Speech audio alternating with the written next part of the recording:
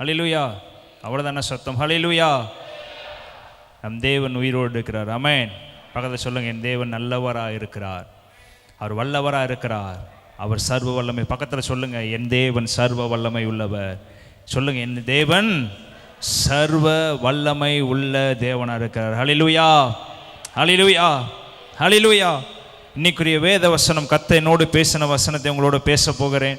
இந்த நாட்களில் நடந்து கொண்டிருக்கிற காரியங்கள், இந்த நாட்களில் கர்த்தர் உங்களோடு பேச சொன்ன காரியங்கள், என்ன நடக்க போகிறது, என்ன நம்முடைய வாழ்க்கையில் தேவையாக இருக்கிறது அப்படின்னு பார்க்க போகிறோம். எடுத்து வாசிப்போம். மத்தேயு 6ஆம் அதிகாரம் 33ஆம் வசனம் 34ஆம் வசனம். முதலாவது தேவனுடைய ராஜ்யத்தையும் அவருடைய நீதியையும் தேடுங்கள், அப்பொழுது இவைகள் எல்லாம் உங்களுக்கு கூட கொடுக்கப்படும். ஆகையால் நாளைக்காக கவலைப்படாதிருங்கள், நாளைய தினம் தன்னுடையவைகளுக்காக கவலைப்படும். அந்தந்த நாளுக்கு அதினதின் பாடுகள் போதும். ஹல்லேலூயா, ஹல்லேலூயா. முதலாவதாக தேவனுடைய ராஜ்யத்தையும் அவருடைய நீதியும் தேடுங்கள். அதற்கப்புறம் தான் எழுதப்பட்டிருக்கு. என்ன எழுதப்பட்டிருக்கிறது? அப்பொழுது இவைகள் எல்லாம் உங்களுக்கு கொடுக்கப்படும். நம்முடைய வாழ்க்கையில மிகவும் முக்கியமானதாக எது இருக்கிறது? நம்முடைய வாழ்க்கைக்கு எது முக்கியம்? நம்ம எதை நோக்கி ஓடிக்கொண்டிருக்கிறோம், எதை நோக்கி பார்த்து கொண்டிருக்கிறோம்? இந்த நாட்களில் நம்முடைய வாழ்க்கையில் இருக்கிற பலவீனங்களானாலும் சரி, நம்முடைய வாழ்க்கையில் வருகிற ஆசீர்வாதம் தடையானாலும் சரி, நம்முடைய வாழ்க்கையில் எழும்ப முடியாமல் சில காரியங்கள் நம்முடைய வாழ்க்கையில் இருக்குது என்றால், ஆவியானவர் சொல்லுகிறது, இயேசு கிறிஸ்து சொல்லுகிற வார்த்தை, முதலாவதாக எதை தேடணுமா? தேவனுடைய ராஜ்யத்தையும் அவருடைய நீதியும் தேடுங்கள், அப்பொழுது இவைகள் எல்லாம் உங்களுக்கு கூட கொடுக்கப்படும். ஆகையால் நாளைக்காக கவலைப்படாதிருங்கள், நாளைய தினம் தன்னுடையவைகளுக்காக கவலைப்படும். அந்தந்த நாளுக்கு அதினதின் பாடு போதும். இப்போ பக்கத்தில் பார்த்து சொல்லுங்க, நீங்கள் நாளைக்கு என்ன நடக்க போகுதுன்னு நீங்கள் பயந்தீங்கன்னா நீங்கள் தேவனுடைய ராஜ்யத்தை இது வரைக்கும் தேடவில்லை என்று அர்த்தம். நாளைக்குரிய கவலைகள் உன் வாழ்க்கையில் இருந்தது என்றால், நாளைக்கு என் வாழ்க்கை எப்படி நடக்க போகிறது, அடுத்த வாரம் என் கடனை எப்படி கட்டப் போகிறேன், அடுத்த வாரம் நான் இந்த காரியத்தை எப்படி செய்ய போகிறேன், அடுத்த நிமிடம் எதை குறித்து யோசிக்க போகிறேன் என்று நம்ம யோசித்து கொண்டு இருக்கோமே. ஆனால் கர்த்தர் உங்களோடு பேசுகிறாரு, முதலாவதாக என்னை தேடு, முதலாவதாக என்னுடைய வார்த்தைக்கு கீழ்ப்படி, முதலாவதாக என்னுடைய வசனத்தை படி, அப்பொழுது நாளைய தினம் உங்களை குறித்து கவலைப்படும் என்று கர்த்தர் சொல்லுகிறார். ஹல்லேலூயா, ஹல்லேலூயா, ஹல்லேலூயா, ஹல்லேலூயா. வானமும் பூமியும் ஒளிந்து போகும், எது ஒளிந்து போகாது? கர்த்தருடைய வார்த்தையோ ஒரு நாளும் ஒளிந்து போகாது. கர்த்தருடைய வார்த்தையில் நிற்கிறவன் யார்? கர்த்தருடைய வார்த்தையின்படி கீழ்ப்படுகிறவன் யார்? கர்த்தருடைய சத்தத்தின்படி ஓடுகிறவன் யார்? இந்த கடைசி காலத்தில் யார் கர்த்தருடைய வார்த்தையின்படி நடக்கிறாள் என்று பார்த்தால், பூமியில் பாதி பேர் பைபிளை வைத்து நடந்து கொண்டிருக்கிறோம், கர்த்தருடைய வார்த்தையை வைத்து நடந்து கொண்டிருக்கிறோமா? பைபிளை தூக்கி கொண்டு எல்லா பக்கம் சென்று கொண்டிருக்கிறோம். நானும் கிறிஸ்தவன் என்று பைபிளை தலையில் வைத்து அறிந்து கொண்டிருக்கிறோம். பைபிளில் வசனம் இருக்கிறது, அந்த வசனம் உன் வாழ்க்கையில் இருக்கிறது. அந்த வசனத்தைப்படி நீங்க நடக்கிறீங்களா? அந்த வசனத்தையே நீங்க தரித்து கொண்டிருக்கிறீங்களா? இன்னைக்கு கர்த்தர் உங்களோடு பேசுகிறாரு. வார்த்தை உன் வாழ்க்கையில இருக்குமே ஆனால், வசனம் உன் வாழ்க்கையில இருக்குமே ஆனால், நாளைய தினத்தை குறித்து நீங்க கவலைப்பட வேண்டிய அவசியம் இல்லை. வார்த்தையில் நடக்கிறவர்களுக்கு நான் அற்புதத்தை செய்வேன் என்று கர்த்தர் சொல்லுகிறார். ஹல்லேலூயா, ஹல்லேலூயா, ஹல்லேலூயா. எத்தனை பேர் சொல்ல முடியும், நான் கர்த்தருடைய வார்த்தையில் நேராக நடந்து கொண்டிருக்கிறேன், கர்த்தருடைய வார்த்தைக்கு மாறாக நான் ஒரு செய்ததில்லை, கர்த்தருடைய வார்த்தைக்கு புறம்பாக ஒரு நாள் நடந்ததில்லை என்று யாராவது சொல்ல முடியுமா? இன்று கர்த்தர் சொல்லுகிறாரு, வார்த்தையில் நிலைத்திருப்பவனே என்னில் நிலைத்திருக்க முடியும். ஹல்லேலூயா, ஹல்லேலூயா. நீ ஆசீர்வாதமான வசனத்தை உங்களோடு பேசவில்லை, உங்களை தூக்கி எடுக்கிற மாதிரி வசனத்தை உங்கள்ட்ட பேசவில்லை. உங்களுக்கு வசனம் எல்லாம் தெரியும். வசனத்தின்படி யார் ஓடிக்கொண்டிருக்கிறார், வசனத்தின்படி யார் நடந்து கொண்டிருக்கிறார், ஓடிக்கொண்டிருக்கிறார் தான் பேச போகிறேன். ஏனென்றால் இயேசு கிறிஸ்து வசனத்தோடு வார்த்தையோடு நடந்து கொண்டிருந்தார். அவர் கை பைபிள் கொண்டு போகவில்லை, அவர் கூடி இருக்கவங்களா பைபிளை வச்சிருக்கல, அவங்களே ஒரு பைபிளாக நடந்து கொண்டிருந்தார்கள். ஹல்லேலூயா, ஹல்லேலூயா. இத்தனை ஆண்டுகள் வசனத்தை படித்து கொண்டிருக்கிறோமே, இத்தனை ஆண்டு காலங்கள் வார்த்தையை பார்த்து கொண்டிருக்கிறோமே, வார்த்தையின்படி யார் நடந்து கொண்டிருக்கிறா? இன்றைக்கு கர்த்தர் சொல்றாரு, நீ கவலைப்படாமல் இருக்க வேண்டும் என்றால், நீ கண்ணீர் வடிக்காமல் இருக்க வேண்டும் என்றால், நீ சோதனைக்கு உட்படாமல் இருக்க வேண்டும் என்றால், முதலாவதாக நீ தேவனுடைய ராஜ்யத்தையும் அவர் நீதியையும் தேடுங்கள், இவைகள் எல்லாம் உங்களுக்கு கூட கொடுக்கப்படும். கரங்களை தட்டி கத்த நன்றி சொல்லுவோமா? எவைகள் எல்லாம் கூட கொடுக்கப்படும்னா, அதற்கு மேலாக இருக்கிற வசனங்கள் எல்லாம், அதற்கு மேலாக இருக்கிற ஆசீர்வாதங்கள் எல்லாம், அதற்கு மேலாக இருக்கிற கிருபைகள் எல்லாம் உங்களுக்கு எப்படி கொடுக்கப்படுமா? கொஞ்சமா இல்லை, எப்படி கொடுக்கப்படுவார்களா? சொல்லுங்க, கூட கொடுப்பாராம். பக்கத்தில் சொல்லுங்க, கூட வேணும்னா சொல்லுங்க, கூட நிறைய வேணும்னா ஃபஸ்ட்டு ராஜ்யத்தை பாருங்க, ஃபஸ்ட்டு கர்த்தருடைய வார்த்தையை பாருங்க. கர்த்தருடைய வார்த்தைக்கு கீழ்ப்படிந்து நடக்கிற உங்களுக்கு கர்த்தர் பெரிய காரியங்களை செய்கிறவர். இன்னொரு வசனத்தை வாசிப்போம். லூக்கா 12ஆம் அதிகாரம் 31ஆம் வசனம், ஏசாயா 55ஆம் அதிகாரம் 6ஆம் வசனம். தேவனுடைய ராஜ்யத்தையே தேடுங்கள், தேவனுடைய ராஜ்யத்தையே தேடுங்கள், அப்பொழுது இவைகள் எல்லாம் உங்களுக்கு கூட கொடுக்கப்படும். அப்பொழுது இவைகள் எல்லாம் உங்களுக்கு. ராஜ்யத்தை தேடணும், கர்த்தருடைய வார்த்தையை தேடணும், கர்த்தருடைய வசனத்தின்படி நடந்தோம்னா கொஞ்சமாக கொடுக்க மாட்டாரு. என் தேவன் அள்ளி கொடுக்கிறவராக இருக்கிறார். அல்லேலூயா, அல்லேலூயா. யாருக்குமே அளந்து கொடுத்தா பிடிக்காது, எல்லாத்துக்கும் அள்ளி கொடுத்தா தான் பிடிக்கும். யாராவது ஒருத்தவங்களுக்கு 1000 ரூபா கையில் வச்சுட்டு உங்களுக்கு 100 ரூபா கொடுத்துருந்தாங்கன்னா உங்களுக்கு தெரியும், ஏன் மிச்சம் இருக்கிறத கொடுத்தா என்னன்னு நம்ம மனசு ஒழிஞ்சி அந்த 100 ரூபாய்க்காக சந்தோஷப்பட மாட்டோம். ஆனால் என் தேவன் அப்படி இல்லை, உனக்கு வச்சுக்கிட்டு கொஞ்சமாக கொடுக்குறவர் இல்லை, என் தேவன் உனக்கு அள்ளி கொடுக்கிறவராக இருக்கிறார். அல்லேலூயா, அல்லேலூயா.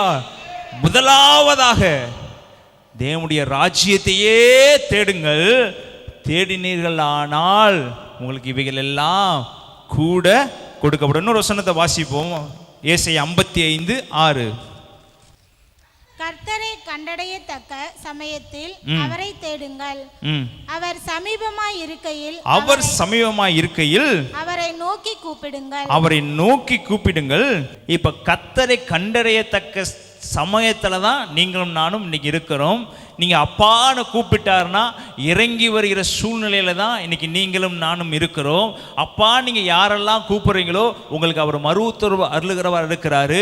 ஏசப்பான்னு கூப்பிட்ற இடத்துல உங்களுக்கு இறங்கி வருகிறவர் இருக்கிறாரு. எவ்வளவோ பிரச்சனைகளின் மத்தியிலையும், எவ்வளவோ போராட்டத்தின் மத்தியிலையும், எவ்வளவோ மரண கண்ணிகளின் மத்தியிலையும், எவ்வளவோ எத்தனையோ பேர் நம்மளை நெருக்குகிற சூழ்நிலையிலையும் நம்மளை ஒருத்தர் பாதுகாத்தாருன்னா அவர் தான் நம்மளுடைய தேவனாக இருக்கிறார். நீங்கள் சொல்லுவீங்க, இன்று நான் நிற்பது தேவ கிருபைன்னு சொல்கிறீங்கன்னா, ஏனென்றால் அவரை நீ நோக்கி கூப்பிடுகிறபடினால் உங்களுக்கு அவர் இறங்கி வந்தார். அல்லேலூயா, அல்லேலூயா. கர்த்தரை நோக்கி கூப்பிடுகிற வேளையில் கண்டடையத்தக்க சமயத்தில் அவரை தேடுங்கள், அவர் சமீபமாக இருக்கையில் அவரை நோக்கி கூப்பிடுங்கள். அவர் கூப்பிடுற யாவருக்கும் அவர் இறங்கி வருகிறார். பக்கத்தில் சொல்லுங்க, கூப்பிடுகிற யாவருக்கும் அவர் இறங்கி வருகிறார். நீங்கள் கூப்பிட்டு இருக்கீங்களா? உங்களுக்கு அவர் இறங்கி வருகிறவராக இருக்கிறாரு. நீங்கள் கூப்பிடாட்டியும் அவர் இறங்கி வருவார்.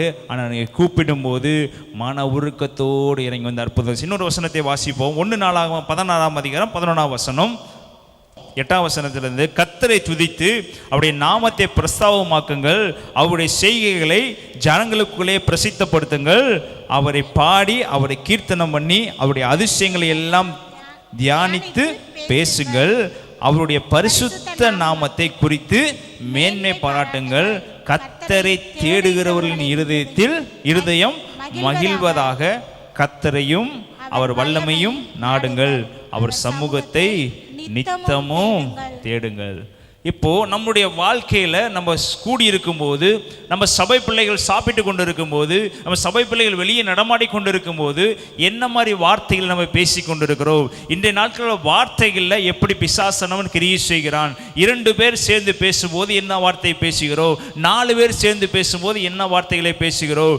தேவன் சொல்றாரு, கர்த்தரை தேடுகிறவர்களின் இருதயம் மகிழ்வதாக. 9ஆம் வசனம், அவருடைய பரிசுத்த நாமத்தை குறித்து மேன்மை பாராட்டுங்கள், கர்த்தரை தேடுகிறவர்களின் இருதயம் மகிழ்வதாக. எப்பொழுதுமே நம்ம கர்த்தரை குறித்து பேசி கொண்டிருக்கும் போது, எங்கே 2-3 பேர் சேர்ந்து பேசும்போது உலக காரியங்களையும் உலகத்தில் உள்ளவைகளையும் மற்றவர்களையும் பற்றி பேசும்போது பிசாசு அவன் கெர்ச்சித்து கொண்டு சந்தோஷத்தோடு உங்க அருகில் வந்து நின்று கொண்டிருப்பான். ஆனால் வசனத்தை பேசும்போது உன் அருகில் அவனால் வரவே முடியாது. வசனம் மாத்திரம்தான் நம் வாழ்க்கையை உயர்த்துகிறதா இருக்கிறது. வார்த்தை மாத்திரம்தான் நம் வாழ்க்கையை உயர்த்ததா இருக்கிறது. வேறு எவ்விதமான பணமானாலும் சரி, எவ்விதமான சப்போர்ட் உலகத்தில் நீ வைத்திருந்தாலும் சரி, எப்பேற்பட்ட காரியங்கள் நம்ம வாழ்க்கையில பெரியவைகளை வைத்திருந்தாலும் சரி, வசனம் மாத்திரம்தான் நம்மளுக்கு பரலோகத்துக்கு கொண்டு போகிறதா இருக்கிறது. மற்றவைகள் எல்லாம் பூமியிலே அழிந்து விடும். ஹல்லேலூயா, ஹல்லேலூயா, ஹல்லேலூயா. இப்போ வசனத்தை நம்ம எடுத்து பார்த்தோம்னால், இத்தனை ஆண்டுகள் பைபிள் படித்து கொண்டிருக்கிறோம். எத்தனை வசனங்கள் மனப்பாடமாக தெரியும் என்றால், ஒரு 30 சொல்லுவோமா, ஒரு 40 சொல்லுவோமா, ஒரு 10 சொல்லுவோமா, யாராவது 100 சொல்ல முடியும்னு சொல்ல முடியுமா? ஒரு 150 தெரியுமா மனப்பாடமாக? யாருக்குமே தெரியாது. இப்போ வசனத்தை மேய்கிறவர்களாக இருக்கும்போது தான், வசனத்துக்குள்ள நடக்கும்போது தான் நம்முடைய வாழ்க்கையை அவர் சீர்படுத்துகிறவராக இருக்கிறாரு. நம்முடைய வாழ்க்கை நம்மளா சீர்படுத்த முடியாது. இந்த காரியத்தை செய்ய மாட்டேன் என்று சொல்லி நீங்களா ஒன்று யோசித்தாலும் தன்னை அறியாமல் அந்த காரியத்தை செய்திருவீங்க. ஆனால் வசனம் என்கிற வார்த்தையோ உங்கள் அதோடு நீ நடக்கும்போது எந்த பிரச்சனையும் இல்லாமல் உங்களை கூட்டிக் கொண்டு சென்று கொண்டே இருக்கும். ஹல்லேலூயா, ஹல்லேலூயா.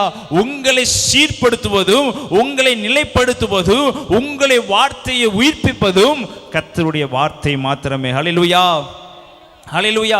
எப்பொழுதும் வார்த்தையை தியானிக்கிற மனுஷனாக இருக்கும்போது கர்த்தர் நம்முடைய வாழ்க்கையில் பெரிய காரியங்களை செய்கிறவர்கள். நாளைய தினத்தை குறித்து கவலைப்பட வேண்டாம் என்றால், நாளைய தினம் உங்களுக்கு கவலைப்பட வேண்டும் என்றால், நீங்கள் நாளைய தினத்தை குறித்து யோசிக்கவே தேவையில்லை.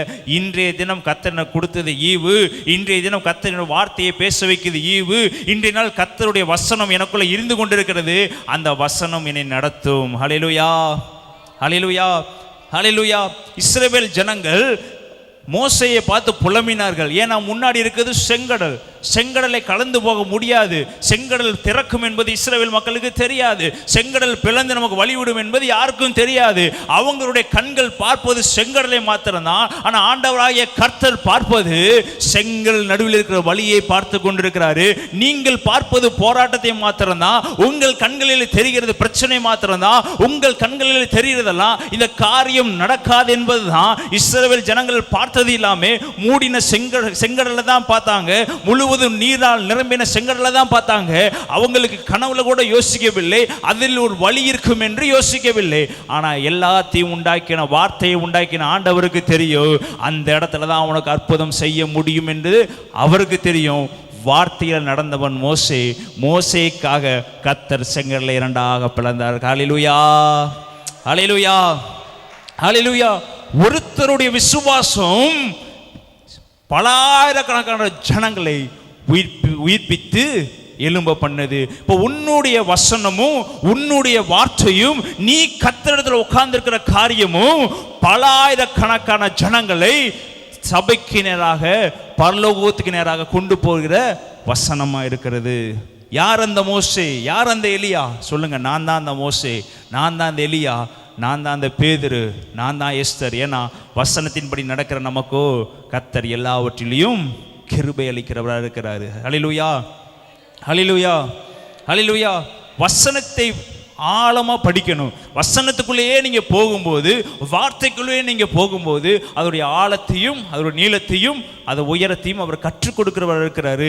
இரவும் பகலும் நம்ம ஜெபம் பண்ணலாம், இரவும் பகலும் நம்ம வேலைக்கு போகலாம், இரவும் பகலும் நம்ம என்ன காரியங்களை வேணால் செய்யலாம். ஆனால் பரலோகத்துக்கு கூட்டிகிட்டு போகிறது வார்த்தை மாத்திரம். பக்கத்தில் சொல்லுங்கள், பரலோகத்துக்கு கூட்டு போகிறது சொல்லுங்க. வானம் பூமி ஒளிந்து போகும், பைபிளும் ஒளிந்து போகும். வானம் பூமி ஒளிஞ்சிருச்சு அப்படின்னா கையில் இருக்கிறது எதுவுமே என்ன இருக்காது. வீடு இருக்காது, நிலம் இருக்காது, சொத்து இருக்காது. பைபிள் எல்லாமே என்ன ஆயிரும் சொல்லுங்க? எல்லாமே அழிஞ்சிடும். எது அழியாது? கர்த்தர் நமக்கு விட்டு போன வார்த்தை மாத்திரம் என்றுமே அழியாத ஒன்று அவருடைய வார்த்தை தான். அந்த வார்த்தையில் நடக்கிற நமக்கு இருளில் கர்த்தர் வெளிச்சத்தை உண்டு பண்ணுகிறவராக இருக்கிறாரு. இப்போ இருளில் நடந்து கொண்டிருக்கிறோம்னா வார்த்தை நம்மள கிரியை செய்யவில்லை என்று அர்த்தம். இருளில் நடக்கிறோம் என்றால், நம்ம மாம்சத்தில் நடக்கிறோம் என்றால் நம்முடைய வாழ்க்கையில் இன்னும் வெளிச்சத்தை பார்க்கவில்லை என்று அர்த்தம். யோவான் எரிந்து பிரகாசிக்கிற வெளிச்சமாக இருந்தானா? எப்படி இருந்தானா? சொல்லுங்க, எரிந்து பிரகாசிக்கிற வெளிச்சம். ஜனங்கள் பார்க்கும்போது அவன் எரிந்து பிரகாசிக்கிற வெளிச்சமா இருந்தான். எப்படி அந்த எரிந்து பிரகாசிக்கிற வெளிச்சமா இருக்க முடியும்? கர்த்தருடைய வசனமும் கர்த்தருடைய வார்த்தையும் அவன் தரித்து கொண்டு அவன் பேசுகிற வார்த்தையெல்லாம் வெளிச்சமாக ஜனங்களை பரலோகத்தினராக இழுத்து கொண்டு வந்தது. ஹல்லேலூயா, ஹல்லேலூயா, ஹல்லேலூயா. சூரியன் தான் இருக்கிறதுலே பிரகாசமானது.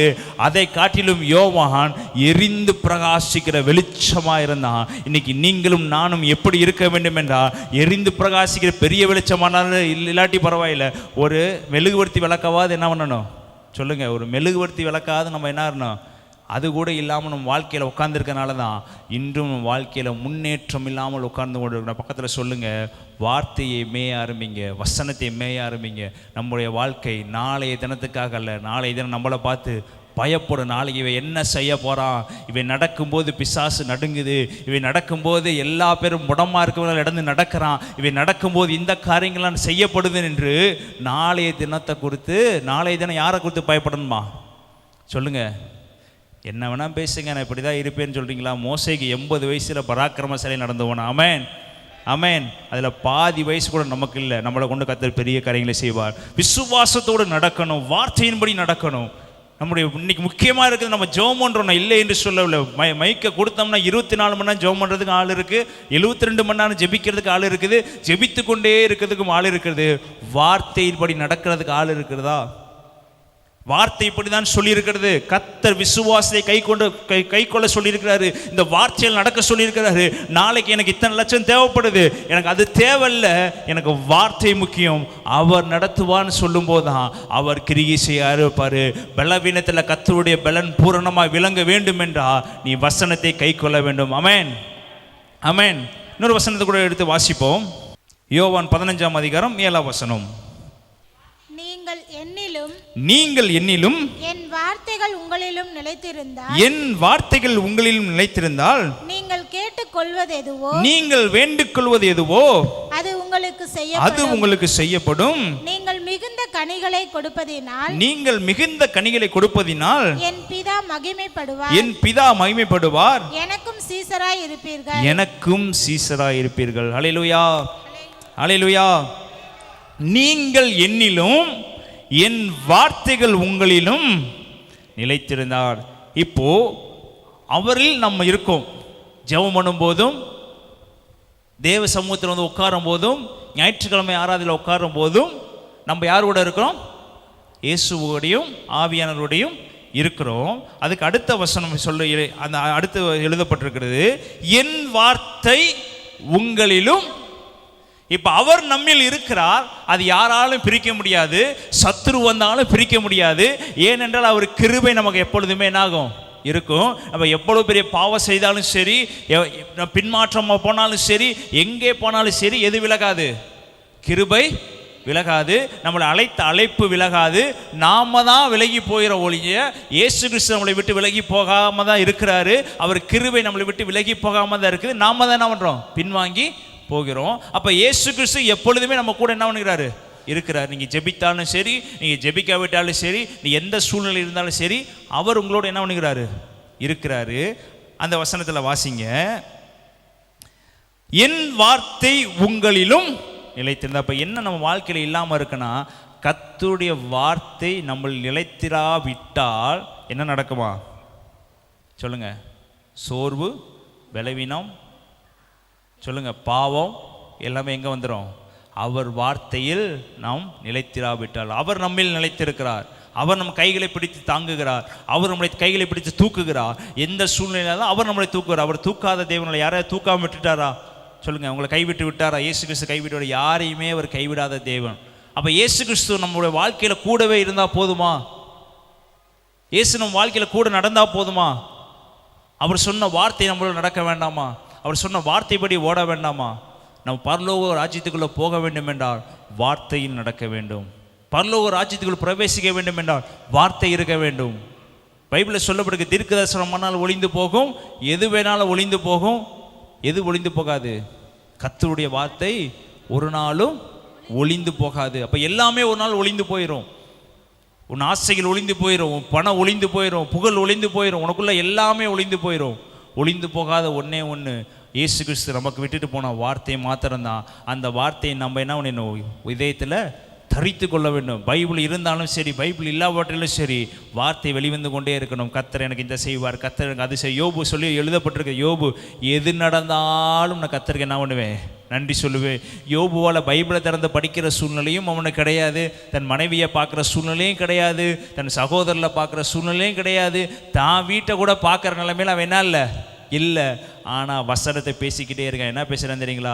கர்த்தர் கொடுத்தார், கர்த்தர் எடுத்தார், கர்த்தருடைய நாமத்துக்கு ஸ்தோத்திரம். நான் சோதிக்கப்பட்ட பின் பொன்னா விளங்குவேன். அவர் என்னை தேற்றுவார், அவர் என்னை தூக்குவார். அவர் சகலத்தையும் செய்ய வல்லவராக இருக்கிறார். அவர் செய்ய நினைத்தது தடைப்படாது என்பதை சந்தோஷமாகவே சொன்னானா?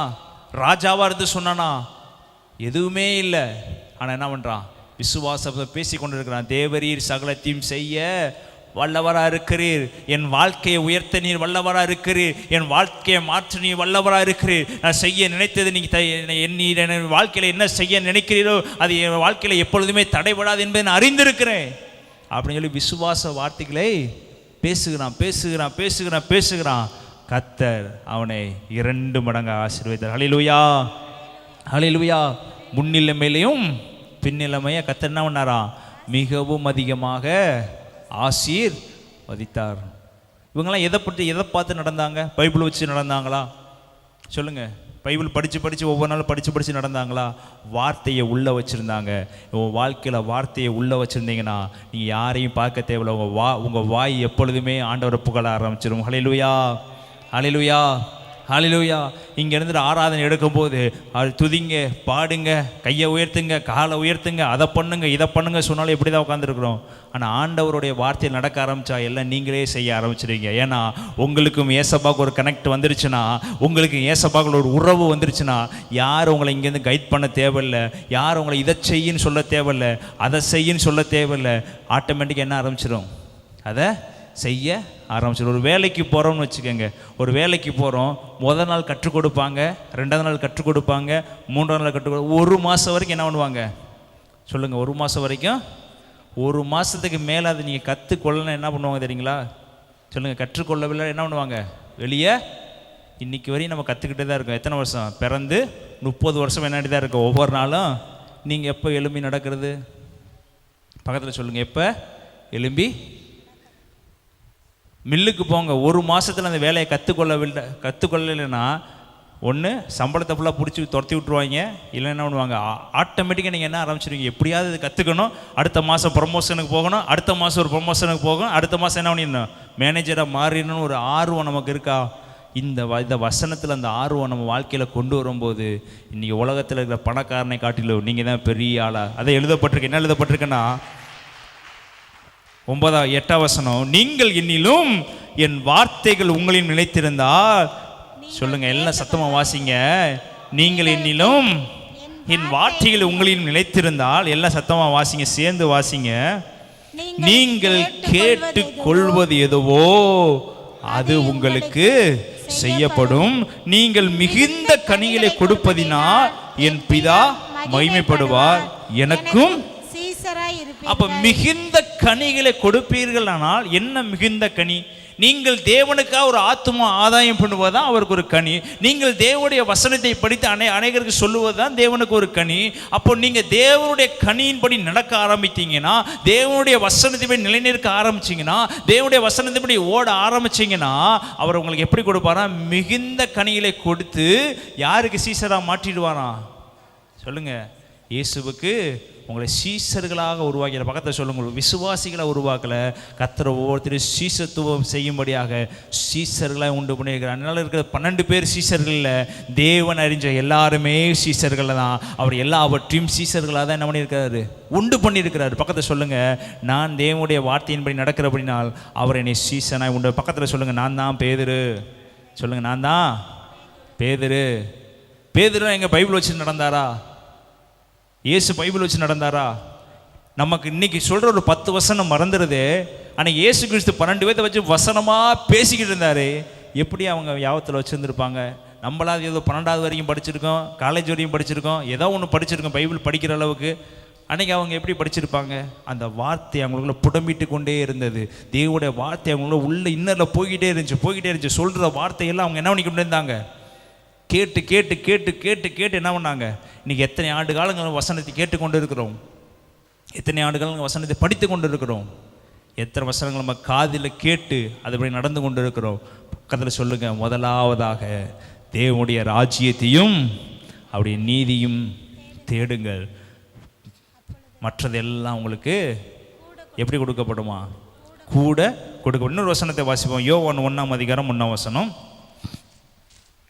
ஆதியிலே வார்த்தை இருந்தது, ஆதியிலே வார்த்தை இருந்தது, அந்த வார்த்தை தேவனிடத்தில் இருந்தது, அந்த வார்த்தை தேவனிடத்தில் இருந்தது, அந்த வார்த்தை தேவனாய் அந்த வார்த்தை தேவனாய் இருந்தது, அவர் ஆதியிலே தேவனோடு அவர் ஆதியிலே தேவனோடு இருந்தார், சகலமும் அவர் மூலமாய் உண்டாயிற்று, உண்டானதொன்றும் அவரை அல்லாமல் உண்டாகவில்லை, அவருக்குள் ஜீவன் இருந்தது, அந்த ஜீவன் மனுஷருக்கு ஒளியாய் இருந்தது. இது எங்க இருந்துங்க வருது?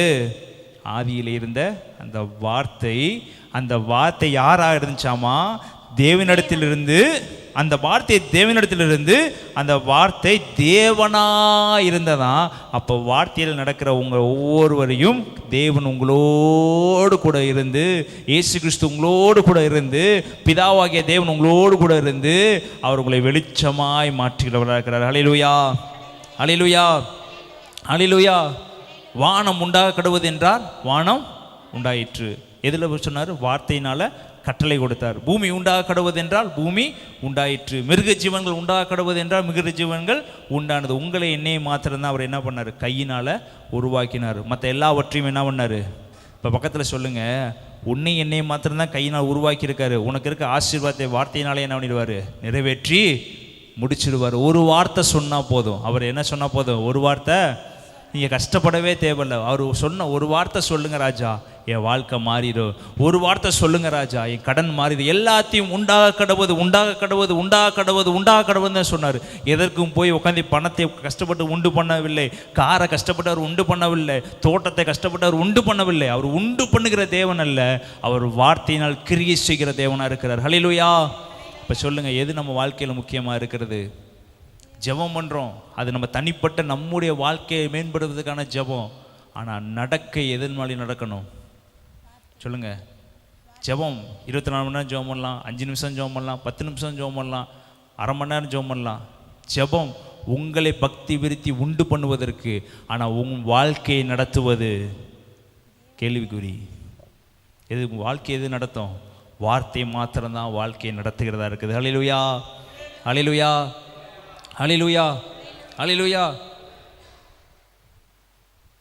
தினமும் என்ன பண்ணணும்? வார்த்தையில் நடக்கணும், வசனத்தை படிக்கணும். இன்னொரு வசனத்தை வாசிப்போம். யோவான் 3ஆம் அதிகாரம் 34ஆம் வசனம், 35ஆம் வசனம், 36ஆம் வசனம்.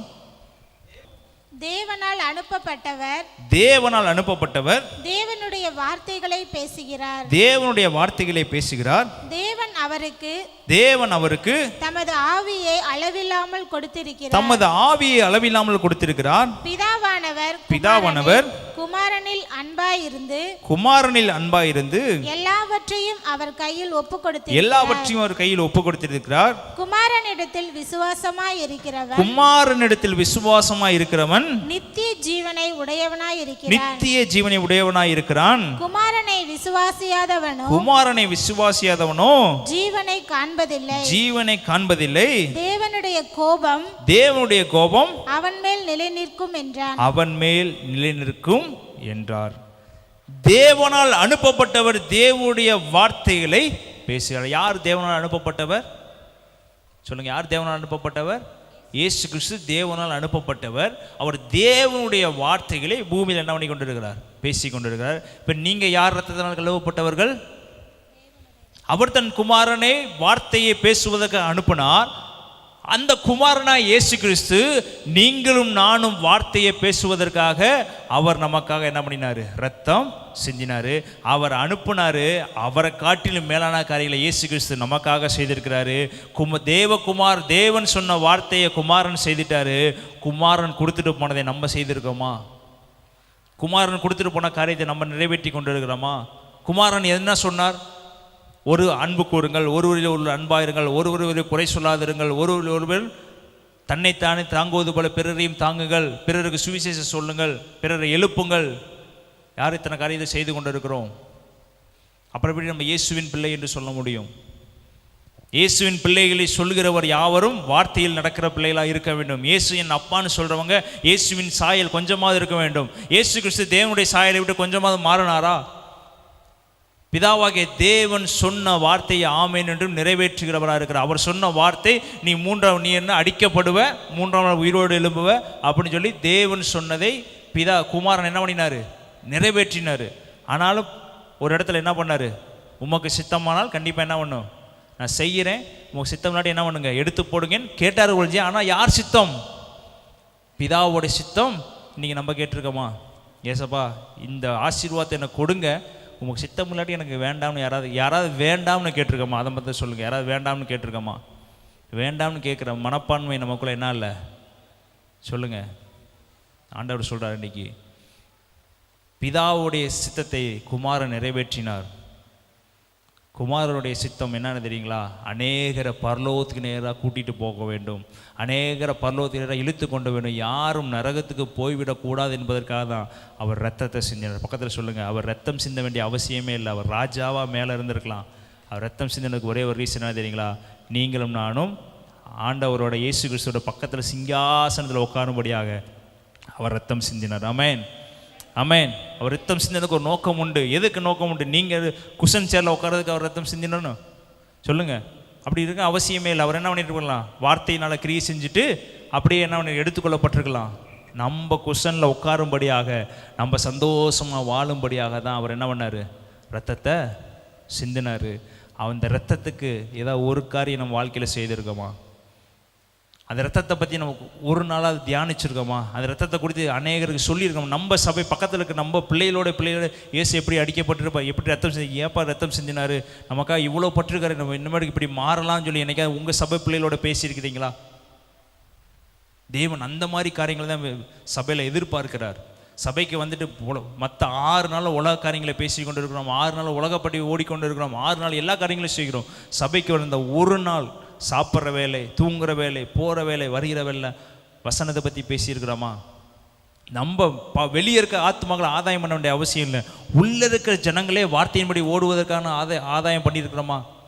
கூட இருக்கிறவங்க எப்படி விழுந்து போயிருக்காங்களா, விழுந்து போலையா, அவங்க வசனத்தில் இருக்கிறாங்களா, ஜெபிக்கிறாங்களா இல்லையா? நீங்கள் நான் ஜெபம் பண்ணுறேன் சிஸ்டர், நீங்கள் ஜெபம் பண்ணிட்டு இருக்கீங்களா? ஆவியானவர் உங்கள்ட்ட இந்த வாரம் என்ன பேசினார், உங்கள் தனி ஜெபத்தில் ஆண்டவர் என்ன வெளிப்படுத்தினார், என்ன வார்த்தை கொடுத்தான்னு யாராவது பக்கத்தில் இருக்கிறவங்க கேட்டிருப்பீங்களா? குழம்பு நல்லா இருக்கா, சோறு நல்லா இருக்கா, இதைத்தான் பேசி கொண்டு இருக்கிறோம். ஆண்டவர் அதை விரும்பவில்லை. அவர் கேட்குறது, எனக்காக நீ என்ன செய்தாய், வசனத்தின்படி என்ன பண்ணினாய். கடைசி நாட்களில் எல்லாமே ஒளிந்து போயிடும். வார்த்தை ஒளிந்து போகாது. வார்த்தை நமக்குள்ளே இருந்தால் நாம் ஒளிந்து போக மாட்டோம். எல்லாம் இருந்து வார்த்தை நமக்குள்ளே இல்லைன்னா நம்மளும் என்ன பண்ணிடுவோம்? ஒளிஞ்சு தான். பக்கத்தில் சொல்லுங்கள், வார்த்தை இருந்தால் மாத்திரம்தான் ஒளிய மாட்டோம், வசனம் இருந்தால் மாத்திரம் தான் பண்ண மாட்டோம். பைபிள் கையில் வச்சுருந்தாலும் ஒளிஞ்சு தான் போவோம். பைபிள் பேப்பர் தான், அதுக்கு இருக்கிற ஜீவன் தான் நமக்குள்ளே என்ன இருக்கணும். அந்த ஜீவன் நம்ம வாழ்க்கையில் இருக்கிறதா? இன்றைக்கி ஜீவனை பேசும்படி தான் கர்த்தர் இன்னைக்கு உங்கள்கிட்ட பேச சொன்னார். இயேசு பேசணும், என் ஜீவன் என் பிள்ளைகளோட வாழ்க்கையில் இருக்கிறதா, என்னுடைய ரத்தம் என் பிள்ளைகளுடைய வாழ்க்கையில் இருக்கிறதா? பிதாவான்னு சொன்னதை குமாரன் நிறைவேற்றினார். குமாரன் கீழே உட்காந்து புல்லில் உட்கார வேண்டிய அவசியம் இல்லை. அவர் ஒரு புல்லில் பிறக்க வேண்டிய அவசியம் இல்லை. பெத்லகேம் என்ற ஒரு மாட்டுத் தொழுவத்தில் பிறக்க வேண்டிய அவசியம் இல்லை. ஏன் அவர் அங்கே பிறந்தார்? எந்த அவசியம் இல்லை. வார்த்தையினால் உண்டு பண்ணினார். எல்லாவற்றையும் வார்த்தையினால் உண்டு பண்ணினார். இதையும் வார்த்தையினால் என்ன பண்ணிட்டு போயிருக்கலாம்? எல்லா சாபங்களும் மறைய கடவதாக, எல்லா பாவங்களும் மூட கடவதாக, இனிமேல் பலி செலுத்த தேவையில்லை, இனிமேட்டுக்கு மன்னிப்பு கேட்டால் போதும் என்று அவர் வார்த்தையினால் என்ன பண்ணியிருக்கலாம்? உண்டு பண்ணியிருக்கலாம். நமக்காக அவர் இறங்கி வந்திருக்கிறார். ஹல்லேலூயா. பக்கத்தில் சொல்லுங்கள், அவர் எனக்காக அவர் இறங்கி வந்திருக்கிறாரு.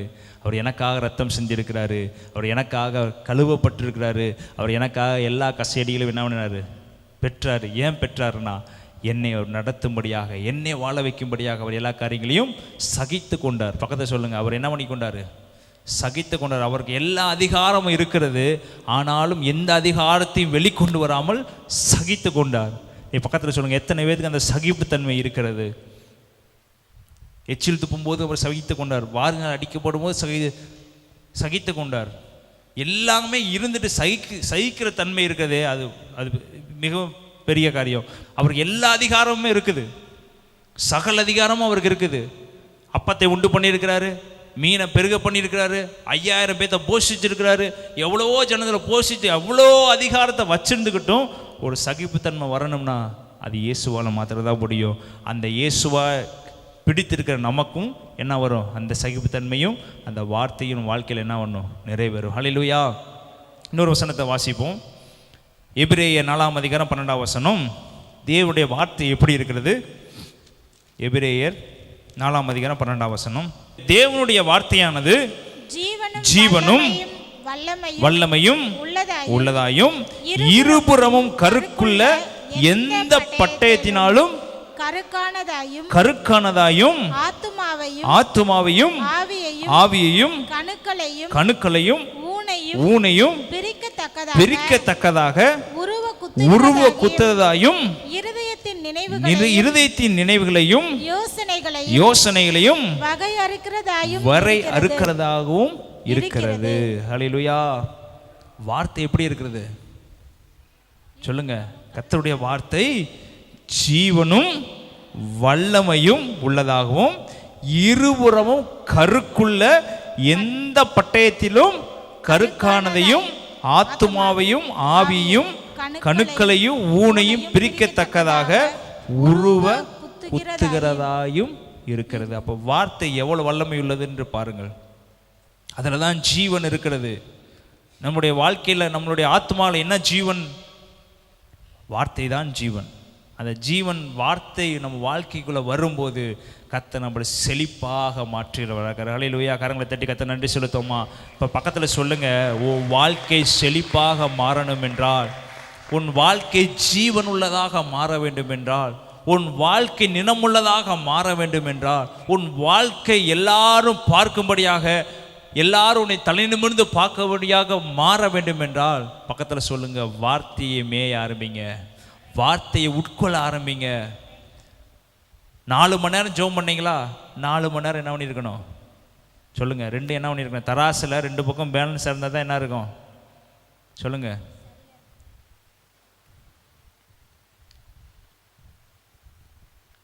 ஒன்று மட்டும் கூட இருந்து ஒன்று கம்மியாக இருந்தால் கைவிடப்பட்ட சூழ்நிலை தான். கைவிடப்பட்ட சூழ்நிலை இருக்கும்படியே கர்த்தர் விரும்பவில்லை. என் பிள்ளைகள் எல்லாற்றிலும் வெற்றி சிறக்க பண்ணும்படியாக விரும்புகிறார். அவர் வெற்றியுள்ள தேவன், வெற்றி சிறக்க பண்ணுகிற தேவன். அவர் வார்த்தையும் பேசினார், பகல் முழுவதும் வார்த்தையை பேசினார், இரவு முழுவதும் ஜெபித்து கொண்டிருந்தார். சீஷர்கள்லாம் தூங்கும்போது இரவு முழுவதும் அவர் என்ன பண்ணி கொண்டிருந்தார்? இயேசு கிறிஸ்து ஜெபிக்க வேண்டிய அவசியமே இல்லை. அவர் எல்லாத்தையும் உருவாக்கினவர், குமாரன். அவர் ஜெபிக்க வேண்டிய அவசியம் இல்லை. பகல் முழுவதும் வார்த்தையை பிரசங்கம் பண்ணிக்கொண்டே இருந்தார், இரவு முழுவதும் ஜெபம் பண்ணி கொண்டே இருந்தார். ரெண்டுமே பேலன்ஸை வைத்து கொண்டே இருந்தார். அவர் போகிற காரியங்கள் எல்லாம் ஆண்டவர் வாய்க்க பண்ணி கொண்டே இருந்தார். அவர் சொல்கிற எல்லா காரியங்களும் கர்த்தர் ஆமென் என்றும் பதிலளித்து கொண்டே இருந்தார். செவிடனை பார்த்து காது திறக்கப்படுவதா என்றார், ஆண்டவர் ஆமென் என்று சொன்னார். குருடனை பார்த்து கண்கள் திறக்கப்படுவதா என்று சொன்னார், ஆண்டவர் உடனே ஆமென் சொன்னார். இயேசு கிறிஸ்து போன எல்லா இடங்களிலையும் சொல்லுகிற வார்த்தைக்கு அப்படியே ஆவியானவர் என்ன பண்ணினாராம்?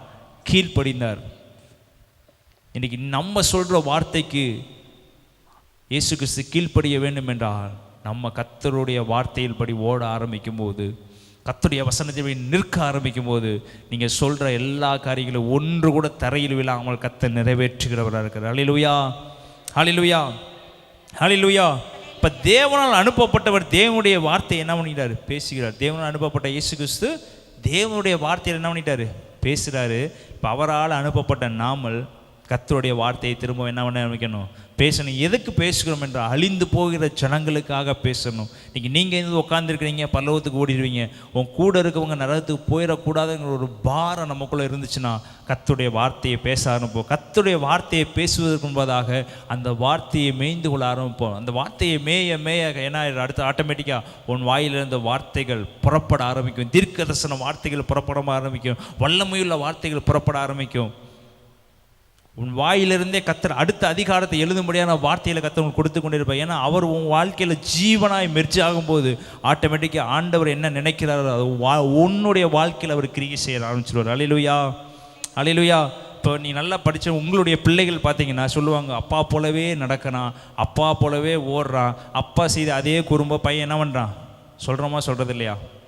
இப்போது இயேசுவை போல மாறணும் என்றால், இயேசு கிறிஸ்து சிந்திக்கிற காரியத்தை நம்ம சிந்திக்க வேண்டும் என்றால், இயேசு கிறிஸ்து என்ன பாரம் படுகிறார் அந்த பாரத்தை நம்மளும் பட வேண்டும் என்றால், அவருடைய ஜீவனோடு நம்ம ஜீவன் என்ன பண்ண வேண்டும், கலக்க வேண்டும். பக்கத்தில் சொல்லுங்கள், அவர் ஜீவன் என்னுடைய ஜீவனோட கலக்க வேண்டும்.